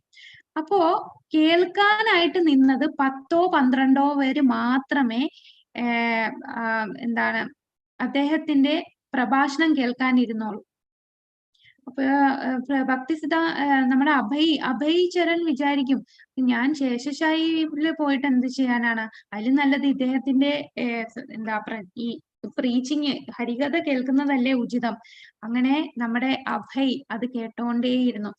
ആ ഹരികഥ മണിക്കൂറുകളോളം, 2 മണിക്കൂറൊക്കെ ആയപ്പോ കൂടെയുള്ള 10-12 കുറച്ച് സന്യാസിമാരുണ്ട്. അവരിലും ചിലര് ഞങ്ങൾക്ക് കുറച്ച് സേവ ഉണ്ടെന്നും പറഞ്ഞ് അവിടുന്ന് എണീറ്റ് പോയി. അവസാനം വരെ ശ്രദ്ധയോടുകൂടി കേട്ടോണ്ടിരുന്നതായിരുന്നു അഭയ്. ശ്രീല പ്രഭുപാദരാണ് അത് അത്രയും ശ്രദ്ധയോടുകൂടി ഫുൾ കംപ്ലീറ്റ് കേട്ടോണ്ടിരുന്നു. കണ്ടിരുന്നു. ഭക്തിസിദ്ധാന്ത സരസ്വതി അദ്ദേഹം തന്റെ പ്രഭാഷണം കഴിഞ്ഞു. അദ്ദേഹം അവിടുന്ന് പോവുകയും ചെയ്തു. പിന്നീട് ഒരുപാട് അവസരത്തില് ഈ പല സ്ഥലങ്ങളിലും ഇദ്ദേഹം സഹായിക്കാൻ പോകും. അവിടുത്തെ മഠത്തിലുള്ള സന്യാസി വര്യര് അലഹബാദിൽ വരുമ്പോ അവർക്ക് വേണ്ടുന്ന എല്ലാ സഹായങ്ങളും ചെയ്യും. പിന്നെ വീട്ടിന്റെ ഒരിടത്ത് ഇവര് സ്റ്റേ ചെയ്യുന്നുണ്ടായിരുന്നു. അപ്പൊ അവിടെ പോയി കീർത്തനത്തിനും ഈ ജോലിക്ക് പോയിട്ട് ബിസിനസ്സിന് അവിടെ ഫാർമസി പോയിട്ട് വൈകുന്നേരം ആകുമ്പോൾ അവിടെ പോയി കീർത്തനം ചെയ്യുകയും അങ്ങനെ അവിടെ പ്രചരണത്തിന് ചെറുതായിട്ട് ഹെൽപ്പ് ചെയ്യുകയൊക്കെ ചെയ്യുമായിരുന്നു. അങ്ങനെ അദ്ദേഹം നല്ല രീതിയിൽ കൃഷ്ണാവബോധത്തില് ആ സന്യാസിമാരെ സഹായിച്ചു. അപ്പോഴാണ് ഇദ്ദേഹത്തിന് ആഗ്രഹം തോന്നി, എനിക്കും ദീക്ഷ എടുക്കണം, ഭക്തിസിദ്ധാന്ത സരസ്വതി താക്കൂറിന്റെ അടുത്ത് ദീക്ഷ എടുക്കാൻ എനിക്ക് ആഗ്രഹമുണ്ടെന്ന് സന്യാസി വര്യന്മാരെ അറിയിക്കും. അപ്പൊ പറയാം, അതിനെന്താണ്, 1932 അവിടെ ദീക്ഷ നടക്കുന്നുണ്ടായിരുന്നു. അലഹബാദില് അവിടെ ദീക്ഷ നടക്കുന്നു. അങ്ങനെ അഭയും അവിടെ ചെല്ലും. അപ്പോ ഈ മെയിൻ ഗുരു, ദീക്ഷ കൊടുക്കുന്ന ഗുരു എല്ലാരെയും കാണില്ല, അവർക്ക് പരിചയപ്പെടുത്തി കൊടുക്കുന്ന ബാക്കിയുള്ള ശിഷ്യന്മാരാണ്. അപ്പൊ സന്യാസി വര്യൻ ഓരോ ആൾക്കാരെയും ഇങ്ങനെ പരിചയപ്പെടുത്തി കൊടുത്തോണ്ടിരിക്കുകയാണ്. അപ്പൊ അഭയ് ചരൺ പറയും, ഇത് അഭയ് ചരണാണ്, ഇദ്ദേഹം ഇവിടെ വരാറുണ്ട്, ഇത്ര നല്ല രീതിയിൽ കൃഷ്ണാബോധം ചെയ്യുന്നൊക്കെ പറയുന്നു. അപ്പം ഭക്തിസിദ്ധാന്ത സരസ്വതി താക്കൂർ ഉടനെ കണ്ടപ്പോ പറയും, ഓ അഭയ്, എനിക്കറിയാം അഭയിനെ. അഭയ് നന്നായിട്ട് കേൾക്കാൻ ഇഷ്ടപ്പെടുന്നവനാണ്, നന്നായിട്ട് കേൾക്കുന്നുണ്ട്. എന്തായാലും അവൻ വിട്ടുപോകില്ല, ഞാൻ അവനെ അടയാളപ്പെടുത്തി, ഞാൻ അവനെ ശിഷ്യനായി സ്വീകരിക്കാം. അപ്പൊ എല്ലാവർക്കും അത്ഭുതം തോന്നി, കാരണം അദ്ദേഹം അഭയനെ അങ്ങനെ കണ്ടിട്ടേ ഇല്ല. ഇത് എപ്പോഴാണ് ഈ കണ്ടു, ഇത് കേട്ടു എന്ന് പറഞ്ഞത്? അതാണ് ആ കോശിയിൽ വെച്ച് ഇദ്ദേഹം സംസാരിച്ചപ്പോ എല്ലാരും പോയപ്പോഴും അവസാനം വരെ അത്രയും ശ്രദ്ധയോടുകൂടി കേട്ടുകൊണ്ടിരുന്ന വ്യക്തി, അതാണ് നമ്മുടെ അഭയ് ചരൺ. അത് അദ്ദേഹം ശ്രദ്ധിച്ചിട്ടുണ്ടായിരുന്നു. ഭക്തിസിദ്ധാന്ത സരസ്വതി താക്കൂർ അന്നേ ശ്രദ്ധിച്ചു. കാരണം ഇത്രയും ശ്രദ്ധയോടുകൂടി കേൾക്കുക, അതാണ് ശ്രവണം. ശ്രവണത്തിന് അത്രയും പ്രാധാന്യം കൊടുത്തു, ഒന്നും ചോദിക്കാതെ എല്ലാം അതേപോലെ ശ്രവിച്ചുകൊണ്ടിരുന്ന ശ്രവണത്തിന് അത്രയും പ്രാധാന്യം കൊടുത്ത ഒരു ശിഷ്യനാണ്. അതുകൊണ്ടാണ് ഭക്തിസിദ്ധാന്ത സരസ്വതി താക്കൂർ പറഞ്ഞത്, ഇവൻ വിട്ടുപോകില്ല, അവനെ ഞാൻ നേരത്തെ അടയാളപ്പെടുത്തിയിട്ടുണ്ട്, എനിക്കറിയായിരുന്നു. ഇത് കേട്ടപ്പോ പ്രഭുപാദർക്ക് ഭയങ്കര സന്തോഷം തോന്നി. മറ്റുള്ളവരൊക്കെ അത്ഭുതം തോന്നി, എങ്ങനെ ഇദ്ദേഹത്തിനെ അറിയാമെന്ന്. അപ്പം പ്രഭുപാദർ സ്ട്രിക്റ്റ് ആയിട്ട് 4 യമനിയമങ്ങളൊക്കെ നേരത്തെ പാലിക്കുന്നുണ്ടായിരുന്നു. അപ്പോ അഭയ്യെ മുന്നോട്ട് വന്ന് തന്റെ ആ മാല ദീക്ഷ കൊടുത്തു. അതേ സമയത്ത് തന്നെ രണ്ടാമത്തെ ദീക്ഷയെ സൂചിപ്പിക്കുന്ന ബ്രാഹ്മണിക്കൽ ത്രെഡ്, പൂണൂല്, അതും അദ്ദേഹം കൊടുത്തു. അതങ്ങനെ സാധാരണ ആർക്കും പെട്ടെന്ന് കൊടുക്കുന്നതല്ല. ഹരിനാമ ദീക്ഷ കൊടുത്ത് കുറച്ചുനാള് കഴിഞ്ഞതിന് ശേഷം ഈ വ്യക്തിയെ നന്നായിട്ട് നിരീക്ഷിച്ച് ആ ഒരു ക്വാളിഫിക്കേഷൻ എത്തുമ്പോഴാണ് ഈ ബ്രാഹ്മണിക്കൽ ദീക്ഷ കൊടുക്കുന്നത്, അതിന് സൂചകമായിട്ടുള്ള ഈ ത്രെഡ് കൊടുക്കുന്നത്. പക്ഷേ അന്ന് തന്നെ ഭക്തി സിദ്ധാന്ത സരസ്വതി താക്കൂർ അഭയ് ചരണിന് ഈ ത്രെഡ് കൊടുത്തു. അപ്പൊ ബാക്കിയുള്ളവർക്കും അതൊരു അത്ഭുതമായിരുന്നു, ഇത്ര പെട്ടെന്ന് തന്നെ ഇത് കൊടുത്തുവല്ലോ. അങ്ങനെ അദ്ദേഹത്തിന്റെ പേര് കൊടുത്തു, അഭയ് ചരൺ എന്നായിരുന്നു. അതിന്റെ കൂടെ അരവിന്ദം, അഭയ് ചരണാരവിന്ദ എന്ന് പേരാക്കി. അപ്പൊ അഭയ് ചരണാരവിന്ദ എന്നായിരുന്നു അദ്ദേഹത്തിന്റെ ഹരിനാമ ദീക്ഷയിലുള്ള പേര്. ഹരിനാമ ദീക്ഷ കൊടുത്തപ്പോ പേര് മാറിയത് അഭയ് ചരൺ എന്നുള്ളത് അഭയ് ചരണിന്റെ കൂടെ ഒരു താമരയും കൂടെ ചേർത്തു. അതാണ് അഭയ് ചരണാരവിന്ദ. നമ്മൾ പറയും AC ഭക്തി വേദാന്ത. ഭക്തി വേദാന്ത എന്നുള്ള നാമം പിന്നീട് അദ്ദേഹത്തിന് കിട്ടുന്നതാണ്. അതായത് ഗാന്ധിജിക്ക് മഹാത്മാ ഗാന്ധി എന്നുള്ള മഹാത്മാ എന്ന പദവി കൊടുത്ത പോലെ ഭക്തി വേദാന്ത എന്നുള്ള പദവി പിന്നെ കൊടുക്കുന്നതാണ്. ശരിക്കും അദ്ദേഹത്തിന്റെ ഹരിനാമ ദീക്ഷ കൊടുത്തപ്പോ ഉള്ള നാമം അഭയ്, AC എന്നുള്ളത് അഭയ് ചരണാരവിന്ദ. അരവിന്ദ എന്നുള്ള നാമം കൂടി എക്സ്ട്രാ കൊടുത്തതാണ്. അതാണ് അദ്ദേഹം ദീക്ഷ സ്വീകരിച്ചു. പിന്നീട് തന്റെ യാത്രകൾ കൊണ്ട് കുറെ അക്കൗണ്ടുകൾ നേടി, ബില്ലുകൾ ശേഖരിക്കാനുണ്ടായിരുന്നു. അങ്ങനെ ഇനി അദ്ദേഹം പിന്നെ ബിസിനസിന്റെ കാര്യത്തിന് വേണ്ടി ഓരോ കാര്യങ്ങൾ ചെയ്യുന്നതാണ്. 1932 ദീക്ഷ ലഭിച്ചത്. ആദ്യമായി കണ്ടത് 1922. അപ്പൊ ഇത്രയും കൊല്ലം കഴിഞ്ഞിട്ടാണ് അദ്ദേഹം ദീക്ഷ സ്വീകരിക്കുന്നത്. പിന്നീട് ഇദ്ദേഹം ഇങ്ങനെ കൃഷ്ണാബോധം പ്രചരിപ്പിക്കാനും ഒക്കെ സഹായിക്കാനായിട്ട് പോകുന്നുണ്ട്. പക്ഷേ കുടുംബത്തില് ഒരു പൊരുത്തക്കേട് വരുന്നുണ്ട്. കുടുംബ ജീവിതവും കൃഷ്ണാബോധവും രണ്ടും കൂടെ അങ്ങോട്ട് ശരിയാവുന്നില്ല. കാരണം ഭാര്യയ്ക്ക് ഇതിൽ വലിയ താല്പര്യമില്ല. വീട്ടില് ഭക്തി ചെയ്യുന്നത് അതെല്ലാം ഓക്കെ. തന്റെ ഗൃഹത്തില് ആൾക്കാരെയൊക്കെ കൂട്ടി പ്രഭാഷണം ചെയ്യാനും ഒക്കെ അഭയ്ക്ക് താല്പര്യമായിരുന്നു. അഭയ്ക്ക് പ്രീച്ചിങ്ങിലോടായിരുന്നു താല്പര്യം. പക്ഷെ ഭാര്യയ്ക്ക് ഇങ്ങനെ പ്രീച്ച് ചെയ്യുന്നതിൽ വലിയ താല്പര്യമില്ലായിരുന്നു. അല്ലാതെ ഭഗവാനെ ഭജിക്കാനും വീട്ടിൽ ചെയ്യുന്ന ആ സേവനം മതി. അപ്പൊ ഇദ്ദേഹം ഇങ്ങനെ ഭാര്യയും കൂടെ വിളിക്കും, ഇങ്ങനെ വന്ന് ഈ പ്രഭാഷണത്തിൽ പങ്കെടുക്കാനും. പക്ഷെ ഈ ഭാര്യ മുകളിലത്തെ നിലയിലിരുന്ന് ചായ കുടിക്കുമായിരുന്നു. അവർക്ക് ചായ ഉപേക്ഷിക്കാൻ വളരെ പ്രയാസമായിരുന്നു. അതുകൊണ്ട് തന്നെ ഹരിനാം ദീക്ഷ എടുക്കാൻ ഭാര്യയെയും വിളിച്ചിരുന്നു. പക്ഷെ ഭാര്യ ദീക്ഷ എടുക്കാൻ തയ്യാറായില്ല. അങ്ങനെ പിന്നെ നമ്മുടെ അഭയ് ഈ ബിസിനസ് കാര്യങ്ങളിലായിട്ട് ഒരുപാട് യാത്ര ചെയ്യേണ്ടതായിട്ട് വരുന്നുണ്ടായിരുന്നു. അങ്ങനെ യാത്ര ചെയ്യുന്നതിന്റെ ഇടയിലാണ് ഗുരു മഹാരാജാവ് തന്റെ കൽക്കത്തയിൽ ഉണ്ടെന്ന് അറിഞ്ഞത്.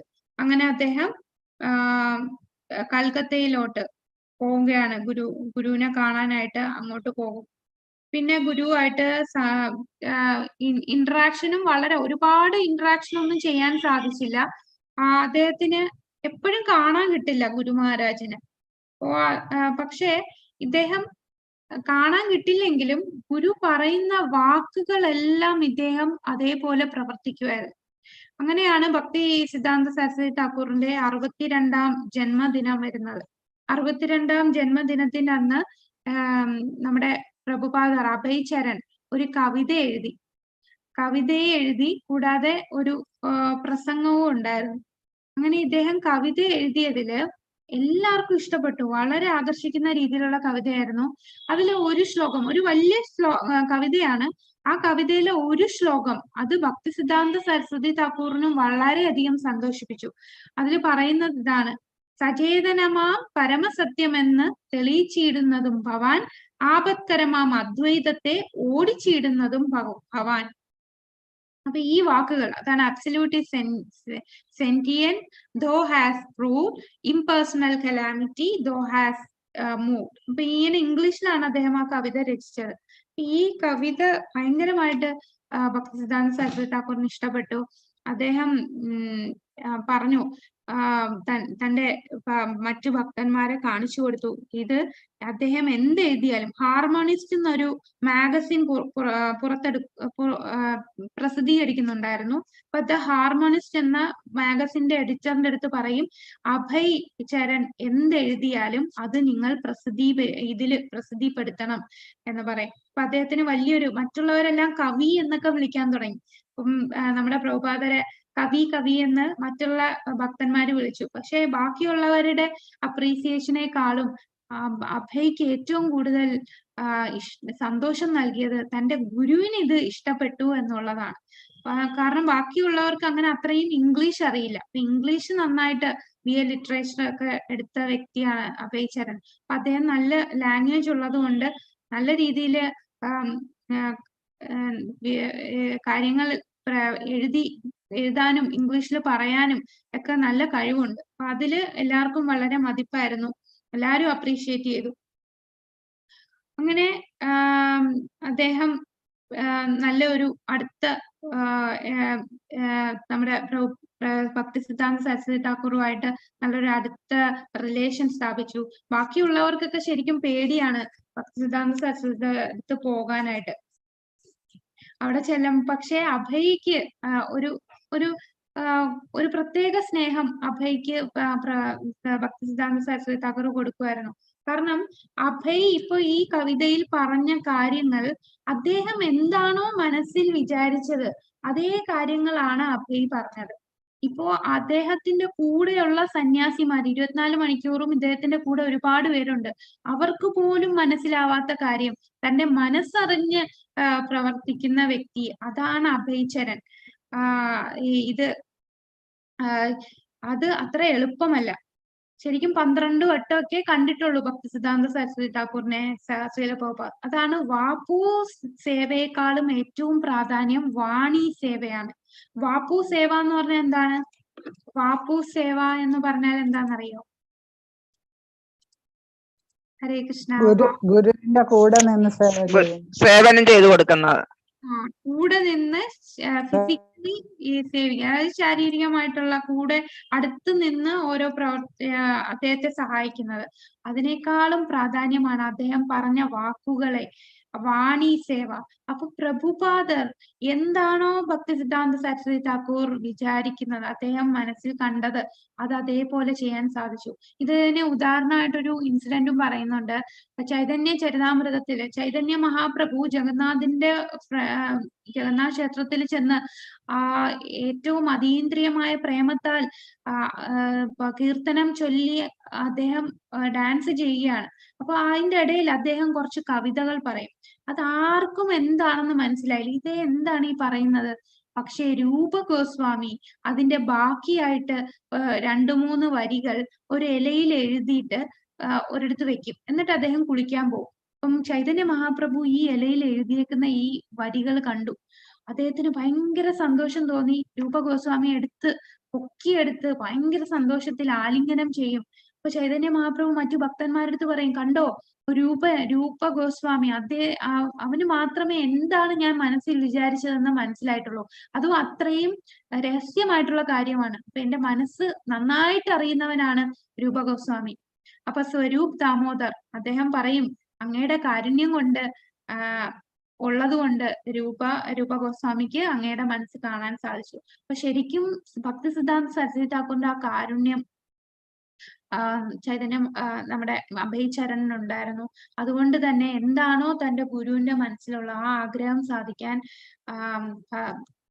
ഭക്തി സിദ്ധാന്ത സരസ്വതി നമ്മുടെ ശ്രീല പ്രഭുപാദറിന് സാധിക്കുന്നുണ്ട്. പിന്നീട് 1935 അതായത് 3 വർഷം കഴിഞ്ഞു, ദീക്ഷയൊക്കെ എടുത്ത് 3 വർഷം കഴിഞ്ഞ് അദ്ദേഹം കണ്ടു. ജൂലൈ മാസത്തിൽ ബോംബെ സെന്ററിൽ ദേവാരാധന സ്ഥാപിക്കുന്നതിനായിട്ട് വന്നു. അഭയ് എന്തിനാണ് വേറിട്ട് താമസിക്കുന്നത്? ഭക്തി സാരംഗം ചോദിച്ചു. അവൻ ഈ ബോംബെ സെന്ററിന്റെ പ്രസിഡന്റ് ആയിരിക്കണം. അപ്പം ബാക്കിയുള്ളവര് നല്ല സേവനം ചെയ്യുന്നു, അവർക്കെല്ലാം ഒരുപാട് ഹെൽപ്പ് ചെയ്യുന്ന വ്യക്തിയാണ്. അപ്പൊ എന്തിനാണ് ഇങ്ങനെ മാറി കുടുംബമായിട്ട് താമസിക്കുന്നത്? നമ്മുടെ കൂടെ കൂടിക്കൂടെ, ഇവിടുത്തെ പ്രസിഡന്റായി ഇതിന്റെ എല്ലാ കാര്യങ്ങളും ഏറ്റെടുത്തുകൂടെ എന്ന് മറ്റുള്ള ഭക്തന്മാര് പറയും. അപ്പൊ ഭക്തി സിദ്ധാന്ത സരസ്വതി ഠാക്കൂർ മറുപടി പറയും, നിങ്ങളുടെ കൂട്ടത്തിന് പുറത്ത് താമസിക്കുന്നതാണ് നല്ലത്. അവൻ ചെയ്യും, സമയമാകുമ്പോൾ അവൻ തന്നെ എല്ലാം ചെയ്യും. നിങ്ങൾ അവനെ ശുപാർശ ചെയ്യേണ്ടതില്ല. നിങ്ങളൊന്നും പറയണ്ട, എപ്പോൾ അവനറിയാം എന്താണ് എപ്പോഴാ ചെയ്യേണ്ടത്. നിങ്ങളുടെ കൂടെ ഇപ്പൊ അവൻ നിൽക്കേണ്ട ആവശ്യമില്ല എന്ന് പറയും. ഇത് ശരിക്കും പ്രഭുപാദർ കേട്ടില്ല. കൂടെയുള്ള ഒരു ഭക്തൻ പിന്നീട് പ്രഭുപാദനെ കണ്ടപ്പോ പറഞ്ഞതാണ്, ഭക്തി സിദ്ധാന്ത സരസ്വതി ഠാക്കൂർ ഇങ്ങനെ പറഞ്ഞിരുന്നു എന്ന്. പിന്നെ 1935 നവംബറിൽ വൃന്ദാവനത്തിലെ രാധാകുണ്ടിൽ വെച്ച് അദ്ദേഹം അഭയോട് പറഞ്ഞു. അഭയോട് സീക്രറ്റ് ആയിട്ട് പറഞ്ഞ കാര്യമാണ്. എന്താണ് പറഞ്ഞത്? ഇവിടെ എല്ലാം കത്തി ചാമ്പലാകും, ഈ സ്ഥലം ഇവിടെ അഗ്നികോപം സംഭവിക്കും. ഒരു ദിവസം കൽക്കത്തയിലെ ഗൗഡീയ മഠം അഗ്നിക്കിരയാകും. സ്വാർത്ഥ താല്പര്യങ്ങളാൽ പുകയുന്ന ആ അഗ്നി പടർന്ന് പടർന്ന് എല്ലാം നശിപ്പിക്കും. അപ്പൊ അദ്ദേഹം ദുഃഖത്താലാണ് അഭയയോട് പേഴ്സണൽ ആയിട്ട് ഈ വിവരം അറിയിക്കുന്നത്. അപ്പൊ അഭയ്ക്ക് ഒന്നും അറിയില്ലായിരുന്നു. അഭയ് അതെല്ലാം കേട്ടോണ്ട് നിന്നു. തനിക്ക് എന്ത് ചെയ്യണമെന്ന് അറിയാതെ വിഷമിച്ച് നിൽക്കുകയാണ്. അപ്പൊ ഭക്തിസിദ്ധാന്ത സരസ്വതി താക്കൂർ പറയും, ഈ ക്ഷേത്ര സമുച്ചയത്തിലെ ചുവരുകളിൽ പതിച്ചിരിക്കുന്ന മാർബിൾ കല്ലുകളെല്ലാം ഇളക്കിയെടുത്ത് വിറ്റഴിച്ച് കാശുണ്ടാക്കണം. ആ കാശ് കൊണ്ട് പുസ്തകങ്ങൾ അടിച്ച് വിതരണം ചെയ്യണം. ഇപ്പോഴുള്ള അവസ്ഥയേക്കാൾ ഈ പറഞ്ഞത് എനിക്ക് ചെയ്യാൻ സാധിച്ചാൽ അത് എത്രയോ മഹത്തരമായ കാര്യമായിരുന്നു. അപ്പൊ എല്ലാരും അവിടെ ഇന്റേണൽ പ്രശ്നം നടന്നുകൊണ്ടിരിക്കുകയാണ് ഗൗഡിയ മഠത്തില്.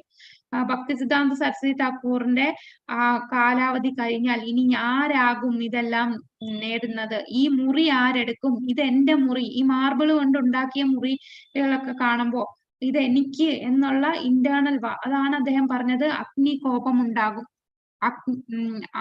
ആഗുൻ ജ്വൽബെ എന്നാണ് പറയുന്നത്. അതായത് അഗ്നികോപം ഉണ്ടാകും. ഒരു ദിവസം ഇതെല്ലാം കത്തി നശിക്കും. അതുകൊണ്ട് ഈ ഇവിടെ ഉള്ള എപ്പോ പൈസ കിട്ടുന്നോ അപ്പൊ എന്ത് ചെയ്യണം? പുസ്തകങ്ങൾ അടിച്ച് വിതരണം ചെയ്യണം. കുറച്ച് പുസ്തകങ്ങൾ അച്ചടിക്കുവാൻ ഞാൻ ആഗ്രഹിക്കുന്നു. നിനക്ക് എപ്പോഴെങ്കിലും പണം കൈവരാൻ ഇടയായാൽ പുസ്തകങ്ങൾ അച്ചടിക്കുക. അപ്പൊ രാധാകുണ്ടിന്റെ തീരത്ത് വെച്ചിട്ടാണ് ആത്മീയ ഗുരു ഈ വാക്കുകൾ അഭയ് ചരണിനോട് പറയുന്നത്. അപ്പൊ തന്റെ ആ ഹൃദയത്തിലേക്ക് പൂർണ്ണ ശക്തിയോടുകൂടി ആ വാക്കുകൾ അഭയുടെ ഹൃദയത്തിലേക്ക് കയറി. എപ്പോഴെങ്കിലും പണം കിട്ടിയാൽ പുസ്തകങ്ങൾ അച്ചടിക്കുക, ഇതാണ് പറഞ്ഞത്. പിന്നീട് പറയും എന്താ നമ്മുടെ 1936 ആയപ്പോ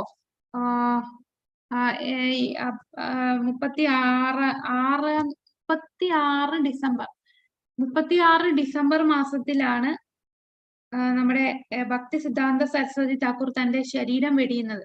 അതിന് ഒരു മാസം മുമ്പ് പ്രഭുപാദർ ഒരു ലെറ്റർ അയക്കും. പ്രഭുപാദർ ലെറ്റർ അയച്ചിട്ട് അതുവരെ ഒരു ചോദ്യവും അദ്ദേഹം ചോദിച്ചിട്ടില്ല. അദ്ദേഹം ചോദിക്കും, എനിക്ക് ചെയ്യാൻ കഴിയുന്ന പ്രത്യേക സേവനങ്ങൾ എന്തെങ്കിലും ഉണ്ടോ എന്ന് ചോദിക്കും. ആ ചോദ്യത്തിന് ഉത്തരമായിട്ട് 2 ആഴ്ചയ്ക്ക് ശേഷം അഭയ്ക്ക് ഒരു മറുപടി കിട്ടും. മറുപടിയിൽ പറയുന്നത്, നമ്മുടെ തത്വചിന്തകളും ശാസ്ത്രീയവാദങ്ങളും ഹിന്ദി, ബംഗാളി എന്നീ ഭാഷകൾ അറിയാത്തവർക്കായി ഇംഗ്ലീഷിൽ പറഞ്ഞു മനസ്സിലാക്കുവാൻ വേണ്ട നൈപുണ്യം നിനക്കുണ്ട്. അങ്ങനെ ചെയ്താൽ അത് നിനക്കും നിന്റെ ശ്രോതാക്കൾക്കും വളരെയധികം ഗുണം ചെയ്യും. അത്തരത്തിൽ ഇംഗ്ലീഷ് ഭാഷയിൽ ഒരു നല്ല കൃഷ്ണാവബോധ പ്രചാരകനായി ഉയർന്നു വരുവാൻ നിനക്ക് കഴിയുമെന്ന കാര്യത്തിൽ എനിക്ക് പൂർണ്ണമായ പ്രത്യാശയുണ്ട്. അപ്പൊ ഇംഗ്ലീഷില് ഇത് പ്രചരിപ്പിക്കാൻ, അതാണ് മറുപടിയായിട്ട് ഭക്തിസിദ്ധാന്ത സരസ്വതി താക്കൂർ കൊടുത്തത്. അപ്പൊ ആദ്യമായിട്ട് 1922 കണ്ടപ്പോ എന്തായിരുന്നു നമ്മുടെ ഭക്തിസിദ്ധാന്ത പ്രഭാതരോട് പറഞ്ഞത്? ആദ്യമായിട്ട് കാണാൻ ഒരു കൂട്ടുകാരനുമൊത്ത് കാണാൻ ചെന്നപ്പോഴും എന്താണ് പറഞ്ഞത്? ഹരേ കൃഷ്ണ. ഞാൻ പറയുന്ന കേൾക്കുന്നുണ്ട്? പ്രചരിപ്പിക്കാൻ വേണ്ടിയാണ് മാതാജി പറഞ്ഞത്. അതെ. അതായത് നിങ്ങൾ ഇത്രയും എഡ്യൂക്കേറ്റഡ് ആയിട്ടുള്ളവരല്ലേ, നിങ്ങൾക്ക് എന്തുകൊണ്ട് ചൈതന്യ മഹാപ്രഭുവിന്റെ സന്ദേശം മറ്റുള്ളവർക്ക് പ്രചരിപ്പിച്ചുകൂടാ? ഇതേ കാര്യം തന്നെയാണ് ഇദ്ദേഹം എടുത്തു ചോദിച്ചു. ഞാൻ എങ്ങനെ സേവിക്കും എന്ന് ചോദിച്ചപ്പോ പറഞ്ഞത് ഇതേ കാര്യം തന്നെയാണ്.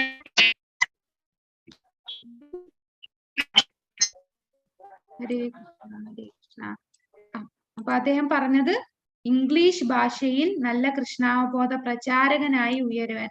1922 ഭക്തിസിദ്ധാന്ത സരസ്വതി താക്കൂറിനെ ആദ്യം കാണുന്ന വേളയിൽ തനിക്ക് ലഭിച്ച അതേ നിർദ്ദേശം തന്നെയാണ് ഇത് എന്ന് അഭയ്ക്ക് തിരിച്ചറിയാൻ കഴിഞ്ഞു.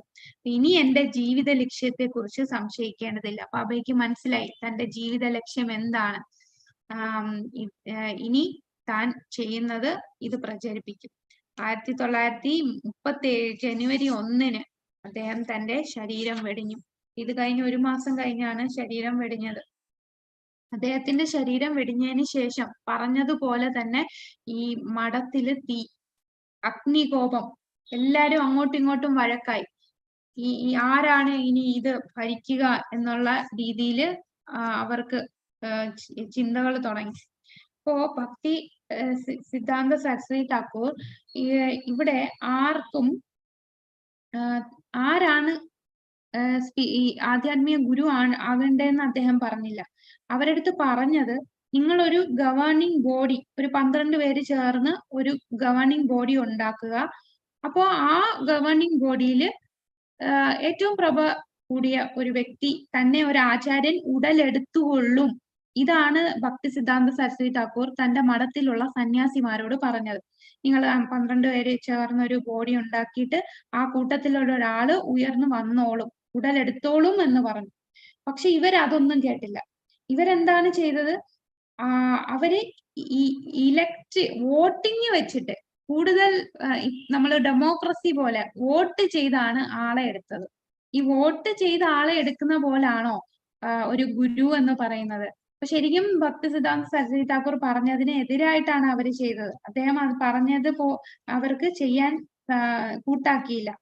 അപ്പൊ ഒരു ഗുരു, ആധ്യാത്മിക ഗുരു എന്ന് പറഞ്ഞാൽ ഒരു വ്യക്തിയുടെ എല്ലാ കർമ്മവും സ്വീകരിച്ച് ആ വ്യക്തിയെ ആധ്യാത്മിക ലോകത്ത് കൊണ്ടുപോകാൻ അത്രയും കെൽപ്പുള്ള വ്യക്തിയാണ് ആധ്യാത്മിക ഗുരു. അങ്ങനെ ഒരു ആധ്യാത്മിക ഗുരു ആണ്ട വ്യക്തിയെ വോട്ട് ചെയ്താണോ എടുക്കേണ്ടത്? പിന്നെ അവിടെ അങ്ങോട്ടും ഇങ്ങോട്ടും വഴക്കായി, കേസായി. ഒരാള് വോട്ടിംഗ് കൂടി കിട്ടിയ അയാള് ആധ്യാത്മിക ഗുരുവായിട്ട് ഇരിക്കാൻ തുടങ്ങി. അപ്പൊ മറ്റേയാള് കോടതിയിൽ പോയി. അങ്ങനെ അവിടെ വലിയ മഠത്തിൽ തീ ഉടനടി പുറപ്പെട്ടു. കാരണം ഭക്തി സിദ്ധാന്ത സരസ്വതി ഠാക്കൂറിന്റെ ശരീരം വെടിഞ്ഞു. ഇനി അവിടെ ഉള്ളവർ തമ്മിൽ അടിയായി. ഗൗഡിയ മഠത്തിലെ അംഗങ്ങളോട് 12 പേരടങ്ങുന്ന ഒരു ഭരണസമിതി രൂപീകരിച്ച് യോജിച്ച ശ്രമം നടത്താൻ നിർദ്ദേശിച്ചിരുന്നു. എന്നാൽ ആ നിർദ്ദേശമെല്ലാം ഉപേക്ഷിച്ച് 12 പേർക്ക് പകരം ഒറ്റയാൾ ചുമതലയേൽക്കണം, ഇപ്പോൾ അത് ആർക്ക് വേണ്ടി എന്നുള്ള തിരക്കായി മാറി. അങ്ങനെ പ്രഭുപാദർ, പക്ഷെ ഇപ്പൊ നമ്മളുടെ ഇസ്കോണില് ആ ഒരു പ്രശ്നം വരാതിരിക്കാൻ വേണ്ടി പ്രഭുപാദർ ആദ്യം തന്നെ പറഞ്ഞു, ഭക്തി സിദ്ധാന്ത സരസ്വതി ഠാക്കൂറിന് അവിടെ അദ്ദേഹം പറഞ്ഞത് ആധ്യാത്മിക ഗുരു ഉടലെടുക്കും എന്ന് പറഞ്ഞു. പക്ഷെ പ്രഭുപാദർ കറക്റ്റ് ആയിട്ട് പറഞ്ഞു, ഈയുടെ ഒരു ഗവർണിംഗ് ബോഡി കമ്മീഷൻ, അതാണ് GBC ക്രിയേറ്റ് ചെയ്യണം. എപ്പോഴും ആചാര്യൻ ഞാൻ തന്നെ ആയിരിക്കും. ഭക്തി സിദ്ധാന്ത ശ്രീല പ്രഭുപാദർ തന്നെയായിരിക്കും ആധ്യാത്മിക ഗുരു. പിന്നെ തന്റെ ശിഷ്യന്മാരെ ചിലടത്ത് പറയും, നീ ഇത്രയും പേരെ ദീക്ഷ കൊടുക്കണം, അങ്ങനെ കുറെ ആൾക്കാരെ ഏൽപ്പിച്ചിട്ടുണ്ട്. അപ്പൊ അങ്ങനെ തന്റെ ശിഷ്യന്മാർക്ക് ആധ്യാത്മിക പാത പിന്തുടർന്ന് അവർക്ക് മറ്റുള്ളവരെ എടുക്കാം. എപ്പോഴും ആചാര്യൻ എന്ന് പറയുന്നത് അത് പ്രഭുപാദർ തന്നെ ആയിരിക്കും. ആ അതോറിറ്റി അദ്ദേഹം തന്നെ ആയിരിക്കും. അത് ആദ്യം തന്നെ ഈ ഒരു പ്രശ്നം നേരത്തെ കണ്ടതുകൊണ്ടാണ് പ്രഭുപാദർ ഇസ്കോണിൽ അങ്ങനെ ഒരു പ്രശ്നം വരരുത് എന്ന് ഉദ്ദേശിച്ച് ഇത് വെച്ചത്. പിന്നീട് 1939 രണ്ടാം ലോകമഹായുദ്ധം തുടങ്ങി. അപ്പൊ രണ്ടാം ലോകമഹായുദ്ധം വന്നതോടുകൂടി അവിടെ എല്ലാവർക്കും പട്ടിണിയായി, കഴിക്കാൻ ആഹാരമില്ല. ആ ഒരു അവസ്ഥയിലേക്ക് പോയിക്കൊണ്ടിരിക്കുകയാണ്. കുട്ടികളെല്ലാം ഈ വേസ്റ്റ് കൊണ്ടിടുന്ന ഗാർബേജിൽ പോയി അവിടുന്ന് പരതി ആഹാരം കഴിക്കുകയാണ്. ആ കുട്ടികളും നായ്ക്കളും എല്ലാവരും ഒന്നിച്ച് അവിടെ കടിപിടി കൂടുന്നത് വരെ അദ്ദേഹം കാണുന്നുണ്ടായിരുന്നു. വളരെ കഷ്ടപ്പാടായിരുന്നു. ഒരുപാട് പേര് ആഹാരമില്ലാതെ അലയാൻ തുടങ്ങി. 150 വർഷങ്ങൾക്ക് ശേഷം സംഭവിക്കുന്ന ഒരു വലിയ ക്ഷാമമായിരുന്നു ആ സമയത്ത്. പിന്നെ ബോംബ് ഇടാൻ തുടങ്ങി. ആ യുദ്ധത്തില് ജർമ്മൻകാര് ബോംബിടുന്നു. പക്ഷെ അഭയ് ആ സമയത്ത് കുറച്ച് വീട്ടാവശ്യത്തിനുള്ള സാധനങ്ങൾ എങ്ങനെയൊക്കെയോ സ്വരൂപിച്ചത് കൊണ്ട് കുറച്ചു നാള് പോവാൻ സാധിച്ചു. എന്നാൽ മാസങ്ങൾ നീണ്ടും തോറും ബംഗാളിൽ എല്ലായിടത്തും യാചകര് പെരുകിക്കൊണ്ടേയിരിക്കാൻ തുടങ്ങി. നാളുകൾ ചെല്ലും തോറും ഉച്ഛിഷ്ടങ്ങൾക്ക് വേണ്ടി കുട്ടികളും നായ്ക്കളും തമ്മിൽ കടിപിടി കൂടാൻ തുടങ്ങി. അപ്പൊ ശരിക്കും ആ സമയത്താണ് ഭക്തി സിദ്ധാന്ത സരസ്വതി ഠാക്കൂറിന്റെ ഉപദേശങ്ങൾ അഭയ് കണ്ടത്. ശരിക്കും പട്ടിണിയുടെ എന്തെങ്കിലും ആവശ്യമുണ്ടോ ആയിരുന്നോ? ഇതെല്ലാം ഓരോരുത്തരുടെ സ്വാർത്ഥ ലാഭത്തിന് വേണ്ടിയല്ലേ. ഇത് എന്റേതാണ്, ഈ രാജ്യം എന്റേതാണ് എന്നുള്ള ചിന്തയില് ഓരോരുത്തര് പിടിച്ചു പറിക്കാൻ പോകുന്നത് കൊണ്ടല്ലേ ഈ ലോകത്ത് ഇത്രയും പ്രശ്നങ്ങൾ. സത്യത്തിൽ ഒന്നിന്റെയും കുറവില്ല. ഭക്തി സിദ്ധാന്ത സരസ്വതി ഠാക്കൂർ പറഞ്ഞതാണ്, ഈ ലോകത്തിൽ സത്യത്തിൽ ഒന്നിന്റെയും കുറവ് തന്നെ ഇല്ല. ഇപ്പോൾ ലോകത്തിൽ കുറവ് എന്ന് പറയുന്നത് അത് കൃഷ്ണാവബോധം മാത്രമാണ്. ഇത് അനുഭവപ്പെടുന്ന കുറവുകൾ മറ്റൊരു കാരണം കൊണ്ടുമല്ല, ലോകത്തിൽ കൃഷ്ണാവബോധത്തിന്റെ അളവ് കുറഞ്ഞു വരുന്നത് കൊണ്ടാണ് ഈ പ്രശ്നങ്ങൾക്കെല്ലാം കാരണം. അപ്പം അഭയും വിചാരിച്ചു, മറ്റേതിനേക്കാളും ഈ ആത്മീയ ദർശനത്തിനാണ് പ്രാധാന്യം കൊടുക്കേണ്ടത്. അത് മറ്റുള്ളവർ ചിന്തിക്കും ഈ പട്ടിണി മാറാനായിട്ട് എന്ത് ചെയ്യണം, അതിനുള്ള പല ഭൗതികമായിട്ടുള്ള സൊല്യൂഷൻ കൊണ്ടുവരും. പക്ഷെ ആ സൊല്യൂഷൻ കൊണ്ടൊന്നും ഒരു കാര്യവുമില്ല. ആധ്യാത്മികമായിട്ടുള്ള ദർശനത്തിൽ കൂടി മാത്രമേ ഈ പ്രശ്നം മാറൂ. പക്ഷെ ഇതൊരു സാധാരണ ആൾക്കാരുടെ അടുത്ത് നമ്മൾ പറഞ്ഞ അവർക്കൊന്നും അക്സെപ്റ്റ് ചെയ്യാൻ പറ്റില്ല. ശരിക്കും എത്ര അർത്ഥവത്തായിട്ടുള്ള കാര്യമാണല്ലേ. നമ്മൾ ഓരോരുത്തരും നമ്മളുടെ മനസ്സ് മാറുവാണെന്നുണ്ടെങ്കിൽ എത്ര സൗഹൃദത്തോടു കൂടിയായിരിക്കും. ഈ യുദ്ധവും വഴക്കും ഒന്നും കാണില്ല. ഇപ്പൊ തന്നെ ഈ ഫുട്ബോള് കളി, ഫുട്ബോളില് ലോകകപ്പ് വന്നിട്ട് ബ്രസീല് അർജന്റീന എന്ന് പറഞ്ഞ് ആരാധകർ തമ്മിൽ അങ്ങോട്ടും ഇങ്ങോട്ടും അതും ബ്രസീൽ അവിടെ കിടക്കുന്നു, അർജന്റീന അവിടെ കിടക്കുന്നു, കേരളത്തിലുള്ളവര് തമ്മിലാണ് ഉള്ള ഫാൻസ് തമ്മിലാണ് അടി. അപ്പൊ ഇവർക്ക് ഈ കൃഷ്ണാവബോധം ഇല്ലാത്തത് കൊണ്ടാണ് ഇങ്ങനെ ചിന്തിക്കാൻ തുടങ്ങുന്നത്. ഇങ്ങനെ അടിയിട്ടിട്ട് ആർക്കാണ് നഷ്ടം? അങ്ങനെ അടിയിട്ടിട്ട് എന്ത് പ്രയോജനമാണ്? ഒരു കളി, അതൊരു ഗെയിം മാത്രമാണ്. അങ്ങനെ കാണാൻ സാധിക്കുന്നില്ല. അപ്പൊ തീർച്ചയായിട്ടും ഈ ലോകത്ത് ഏറ്റവും കുറവായി കാണപ്പെടുന്ന എന്താണ്? ഈ കൃഷ്ണാവബോധം ഇല്ലാത്തത് കൊണ്ടാണ് ആൾക്കാർ ഇങ്ങനെ പെരുമാറുന്നത്. ഇങ്ങനെ ഉള്ള പ്രശ്നങ്ങളും യുദ്ധവും ഈ ക്ഷാമവും എല്ലാം ഉണ്ടാകുന്നത്. ഈ അപ്പം പ്രഭുപാദർ ചിന്തിക്കും, ഏറ്റവും പ്രധാനം എങ്ങനെയും ഈ സന്ദേശം ജനങ്ങളില് എത്തിക്കണം. ആ ഒറ്റ ചിന്തയായി മാറി നമ്മുടെ പ്രഭുപാദർക്ക്. അങ്ങനെ അദ്ദേഹം കൽക്കത്തയിലെ ഒരു അപ്പാർട്ട്മെന്റിന്റെ മുറിയിൽ വെച്ച് ഒരു മാസിക, ആ മാസികയ്ക്ക് വേണ്ടിയുള്ള കുറിപ്പുകളും മനസ്സിൽ ചിത്രീകരിച്ച് എഴുതുകയും പുനരവലോകനം ചെയ്യുകയും ചെയ്തു.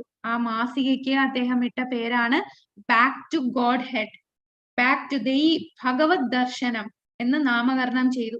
ഇപ്പൊ ഗ്രന്ഥ പരിശോധനയും പ്രകാശനവും എല്ലാം അദ്ദേഹം തന്നെയാണ് ചെയ്തത്. ദിവ്യപൂജ്യ ശ്രീമദ് ഭക്തി സിദ്ധാന്ത സരസ്വതി ഗോസ്വാമി പ്രഭുപാദരുടെ നേരിട്ടുള്ള ഉത്തരവിൻ പ്രകാരം എന്ന് എഴുതും. എന്റെ ഗുരുവിന്റെ നിർദ്ദേശപ്രകാരം ഈ ഒരു കാര്യം ഞാൻ എഴുതുന്നു എന്ന് മിസ്റ്റർ അഭയ് ചരൺഡേ എന്ന് അദ്ദേഹം ആ ബാക്ക് ടു ഗോഡ് ഹെഡ് എന്ന മാഗസിനിൽ, ആ ലേഖനത്തിൽ എഴുതുമായിരുന്നു. കൂടാതെ അതിന്റെ മുകളിൽ ഒരു ലോഗോ എഴുതും. ദൈവം വെളിച്ചമാണ്, അജ്ഞത ഇരുട്ടാണ്, ഈശ്വരൻ ഉള്ളിടത്ത് അജ്ഞാനമില്ല. ഈ രണ്ടാം ലോക മഹായുദ്ധം വന്ന് ആ പ്രശ്നങ്ങളൊക്കെ കണ്ടപ്പോഴാണ് അദ്ദേഹം വിചാരിച്ചത് ഇനി ഒന്നും എത്രയും പെട്ടെന്ന് ഇത് മറ്റുള്ളവരെ എത്തിക്കണം. അങ്ങനെയാണ് ബാക്ക് ടു ഗോഡ് ഹെഡ് എന്നുള്ള ആ മാസിക പുറപ്പെടുവിക്കുന്നത്. അപ്പൊ ഇവിടെ അദ്ദേഹത്തിന് പ്രശ്നം ഉണ്ടായിരുന്നു, അച്ചടിക്കാനായിട്ട് കടലാസ് വേണം. അപ്പൊ പലതവണ ഗവൺമെന്റിനോട് യാചിച്ചു. ആ സമയത്ത് സാമ്പത്തിക പ്രതിസന്ധിയും യുദ്ധം നടക്കുമല്ലേ, അപ്പൊ ആരും സഹായിച്ചില്ല. ആരെയൊക്കെ വിചാരിക്കും ഇങ്ങനത്തെ ഇതൊക്കെ ഇപ്പൊ ഇറക്കിയിട്ട് എന്ത് പ്രയോജനമാണെന്നുള്ള രീതിയിൽ നിരസിച്ചു. പക്ഷെ ഒരുപാട് വട്ടം അദ്ദേഹം റിക്വസ്റ്റ് അയച്ചത് കൊണ്ടും ഒരുപാട് ലെറ്റേഴ്സ് അദ്ദേഹം എഴുതി. അവസാനത്തെ ലെറ്ററിൽ അദ്ദേഹം എഴുതും, ഇത് ഏറ്റവും പ്രധാനപ്പെട്ടതാണ്. അങ്ങനെ ആധ്യാത്മികമായിട്ടുള്ള പല കോഡ്സ് ഒക്കെ വെച്ച് അദ്ദേഹം ഒരു ലെറ്റർ എഴുതും. അങ്ങനെ അദ്ദേഹത്തിന് സാങ്ഷൻ ചെയ്യും.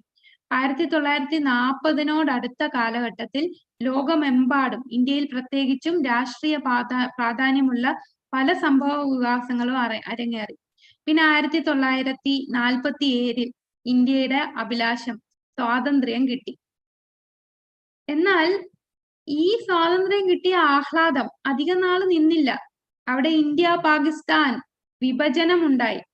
യുദ്ധത്തിൽ ആ യുദ്ധമുണ്ടായി. ഇന്ത്യ പാകിസ്ഥാൻ വിഭജിച്ചുണ്ടായ യുദ്ധത്തിൽ എത്ര പേരാണ്, 100,000 കണക്കിന് ആൾക്കാരാണ് മരിച്ചത്. ഈ സംഭവത്തെ കുറിച്ച് പ്രഭുപാദർ പറയും, 1947 ഹിന്ദു മുസ്ലിം ലഹള നമ്മൾ കണ്ടു. ഒരു വശത്ത് ഹിന്ദുക്കൾ, മറുവശത്ത് മുസ്ലിങ്ങൾ. അവർ തമ്മിൽ വലിയ പോരാട്ടം, ഒരുപാട് പേര് മരിച്ചു.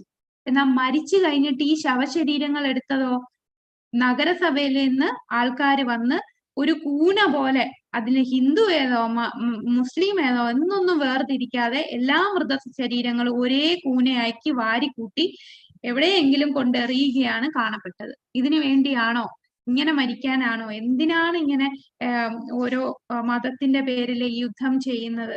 ആൾക്കാരുടെ ഇവിടെയും ആ അവബോധമില്ലാത്തതിന്റെ കുറവ് കൊണ്ടാണ് ഈ എല്ലാ പ്രശ്നങ്ങളും.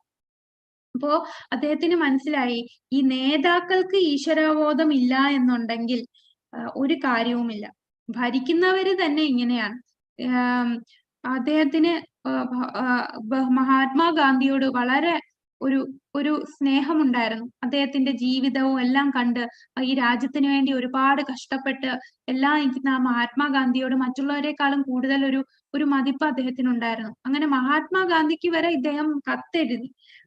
അദ്ദേഹം ഒരുപാട് ഈ മാഗസിനില്, ഈ ബാക്ക് ടു ഗോഡ് ഹെഡ് മാഗസിനിൽ തന്നെ ഗാന്ധി ജിന്ന സംഭാഷണം, ഹിന്ദു മുസ്ലിങ്ങൾ ക്രിസ്ത്യാനികൾ ഇവർ തമ്മിലുള്ള പിന്നെ ബുദ്ധമതക്കാർ ഇവർ തമ്മിലൊക്കെ ഉള്ള യുദ്ധം, അതിനെക്കുറിച്ചെല്ലാം ഇദ്ദേഹം തന്റെ ഈ ബാക്ക് ടു ഗോഡ് ഹെഡ് മാഗസിനിൽ എഴുതുമായിരുന്നു.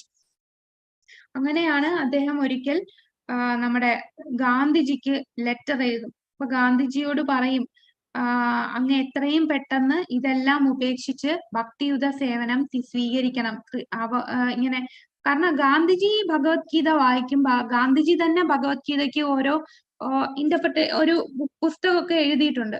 പക്ഷേ ഗാന്ധിജിയുടെ വീക്ഷണം ഡിഫറെന്റ് ആയിരുന്നു. അദ്ദേഹം ഒരു പരമ്പരയിൽ കൂടെയുള്ള ജ്ഞാനമല്ല ഗാന്ധിജിയിൽ ഉണ്ടായിരുന്നത്. പക്ഷെ അദ്ദേഹം അത് അത്രയും ഉൾക്കൊണ്ട് ജീവിക്കുന്നുണ്ടായിരുന്നു. ഒരു ഗാന്ധിയൻ, ഒരു വൈഷ്ണവനെ പോലെ തന്നെ ആയിരുന്നു ജീവിച്ചത്. എന്നും സങ്കീർത്തനം ചെയ്യുകയും ആരാധന ചെയ്യുകയും സാത്വികനായിട്ടുള്ള ജീവിതമായിരുന്നു. പക്ഷെ ഇദ്ദേഹത്തിന്റെ പ്രശ്നം എന്താണ് പറ്റിയത്? അദ്ദേഹം വേറെ പലരും എഴുതിയ ഭഗവത്ഗീത, അത് പരമ്പരയിൽ കൂടെയുള്ള ഭഗവത്ഗീതയല്ല, അതിൽ നിന്നും പിന്നെ ബൈബിളിലുള്ള ചില കാര്യങ്ങളും പിന്നെ അദ്ദേഹത്തിന്റെ തന്നെ സ്വന്തം ഇന്റർപ്രിട്ടേഷൻസും പിന്നെ ഗാന്ധിജിയുടെ തന്റെ ഉള്ളിലുള്ള ചില കാര്യങ്ങളും എല്ലാം ചേർത്ത് ഒരു കൺക്ലൂഷനിലാണ് ഗാന്ധിജി എത്തിയത്. അദ്ദേഹം ദീക്ഷ സ്വീകരിച്ചിട്ടില്ല. അപ്പൊ അങ്ങനെയൊക്കെ ഉള്ള പ്രശ്നം ഉള്ളത് കൊണ്ട് പ്രഭുപാദർ തന്നെ ഒരു ലെറ്റർ എഴുതും. ആ ലെറ്ററിൽ അദ്ദേഹം എഴുതിയിരിക്കുന്നത്, അങ്ങയുടെ അജ്ഞാത സുഹൃത്ത്, ഒരു ആത്മാർത്ഥ സുഹൃത്ത് എന്ന നിലയിൽ അങ്ങയോട് പറയുകയാണ്, ഒട്ടും അഭിമാനകരമല്ലാത്ത ഒരു മരണം അങ്ങേക്ക് ആഗ്രഹിക്കുന്നില്ലെങ്കിൽ എത്രയും വേഗം രാഷ്ട്രീയത്തിൽ നിന്ന് പിന്മാറിയിട്ട് അദ്ദേഹം പൂർണ്ണമായിട്ട് ഭക്തിയിൽ ആശ്രയം ചെയ്യണം എന്ന സ്വരത്തിൽ ഒരു ലെറ്റർ എഴുതുകയാണ് ചെയ്യുന്നത്. പക്ഷെ അത് ഗാന്ധിജി കണ്ടോ ഇല്ലയോ, കാരണം മറുപടി ഒന്നും ലഭിച്ചില്ല. ആ ലെറ്റർ അയച്ച് ഒരു മാസത്തിന് ശേഷമാണ്, ഒരു മാസം കഴിഞ്ഞ് ജനുവരി 30 അദ്ദേഹം വധിക്കപ്പെട്ടു. അപ്പൊ ശരിക്കും ഒരു പ്രവചനം പോലെയായിരുന്നു. അപ്പൊ ഗാന്ധിജി ഈ സ്വാതന്ത്ര്യം കൊടുത്തതിന് ശേഷവും ആൾക്കാര് അവിടെ എന്തെല്ലാം പ്രശ്നം, കൂടെയുള്ള നേതാക്കന്മാര് വരെ, ഇപ്പൊ ജവഹർലാൽ നെഹ്റു അവരെല്ലാം നേതൃത്വം ഏറ്റെടുത്തു. പിന്നെ ഗാന്ധിജിയുടെ ഈ എല്ലാരും ഒന്നാകണമെന്നുള്ള ചിന്തയൊന്നും അവർക്കിപ്പോ ഒരു മൈൻഡ് ഇല്ലാതായി. ഗാന്ധിജി കുറച്ച് അകന്നു നിൽക്കുമായിരുന്നു. അപ്പൊ അദ്ദേഹത്തിന് ഒട്ടും ആഗ്രഹമില്ലായിരുന്നു ഇങ്ങനെ ഒരു വിഭജനം. പക്ഷെ എല്ലാരും വിമർശിക്കാൻ തുടങ്ങി. ഗാന്ധിജി മരിക്കണം എന്ന് പറയുന്ന സ്ലോഗൻ വിളിക്കുമായിരുന്നു, അവരുടെ ആവശ്യങ്ങൾ നിറവേറ്റാത്തത് കൊണ്ട്. അപ്പൊ അങ്ങനെ ഇത്രയും കഷ്ടപ്പെട്ട് സ്വാതന്ത്ര്യം വാങ്ങിച്ചു കൊടുത്തിട്ട് ആ നാട്ടിലെ ആൾക്കാർ തന്നെ അദ്ദേഹത്തിന് എന്താണ് പറയുന്നത്? ഇതെല്ലാം ഉദാഹരണമാണ്. നമ്മൾ ഭഗവാനെ നേരിട്ട് വെച്ച് നമ്മളെ ജീവിതം നയിച്ചില്ല എന്നുണ്ടെങ്കിൽ ഇങ്ങനെ പ്രശ്നം വരും. അപ്പൊ ഗാന്ധിജി ഒരു നല്ല ഒരു വ്യക്തിയാണെങ്കിൽ പോലും അദ്ദേഹത്തിന് ഈ കറക്റ്റ് പരമ്പരയിൽ കൂടുള്ള ആ ജ്ഞാനം ലഭിക്കാത്തത് കൊണ്ട് അദ്ദേഹത്തിന്റെ മരണം തന്നെ അഭിമാനകരമല്ലാത്ത വധിക്കപ്പെടുകയാണ് ചെയ്തത്. ഇത് പ്രഭുപാദർ അതിനു മുമ്പ്, മരിക്കുന്നതിന് ഒരു മാസം മുമ്പ് കൊടുത്ത ലെറ്ററിൽ ഉണ്ടായിരുന്നു. ഒരു അജ്ഞാത സുഹൃത്ത് എന്നുള്ള നിലയിൽ എത്രയും പെട്ടെന്ന് ഈ രാഷ്ട്രീയത്തിന് വിടണം എന്ന് പറയുന്നു. അങ്ങനെ അദ്ദേഹം മരിക്കുന്നു. പിന്നെ കുടുംബം പിന്നെ 1940 കൽക്കട്ടയിൽ താമസിക്കുമ്പോൾ അഭയ് തന്റെ ഭാര്യയെയും മകനെയും ഇതിലേക്ക് കൊണ്ടുവരാൻ ശ്രമിച്ചു. പക്ഷെ അവർക്കൊന്നും ഒരു താല്പര്യം ഇല്ലായിരുന്നു. തന്റെ കുടുംബത്തിലുള്ളവർക്കൊന്നും ഇതിലോട്ട് വരാൻ താല്പര്യമില്ലായിരുന്നു. ഹരേ കൃഷ്ണ. സമയം ഒരുപാടായല്ലേ? 8:39. ഓക്കെ, ഹരേ കൃഷ്ണ. അപ്പൊ ബാക്കി ഭാഗങ്ങൾ നമുക്ക് അടുത്ത ക്ലാസ്സിൽ കാണാം.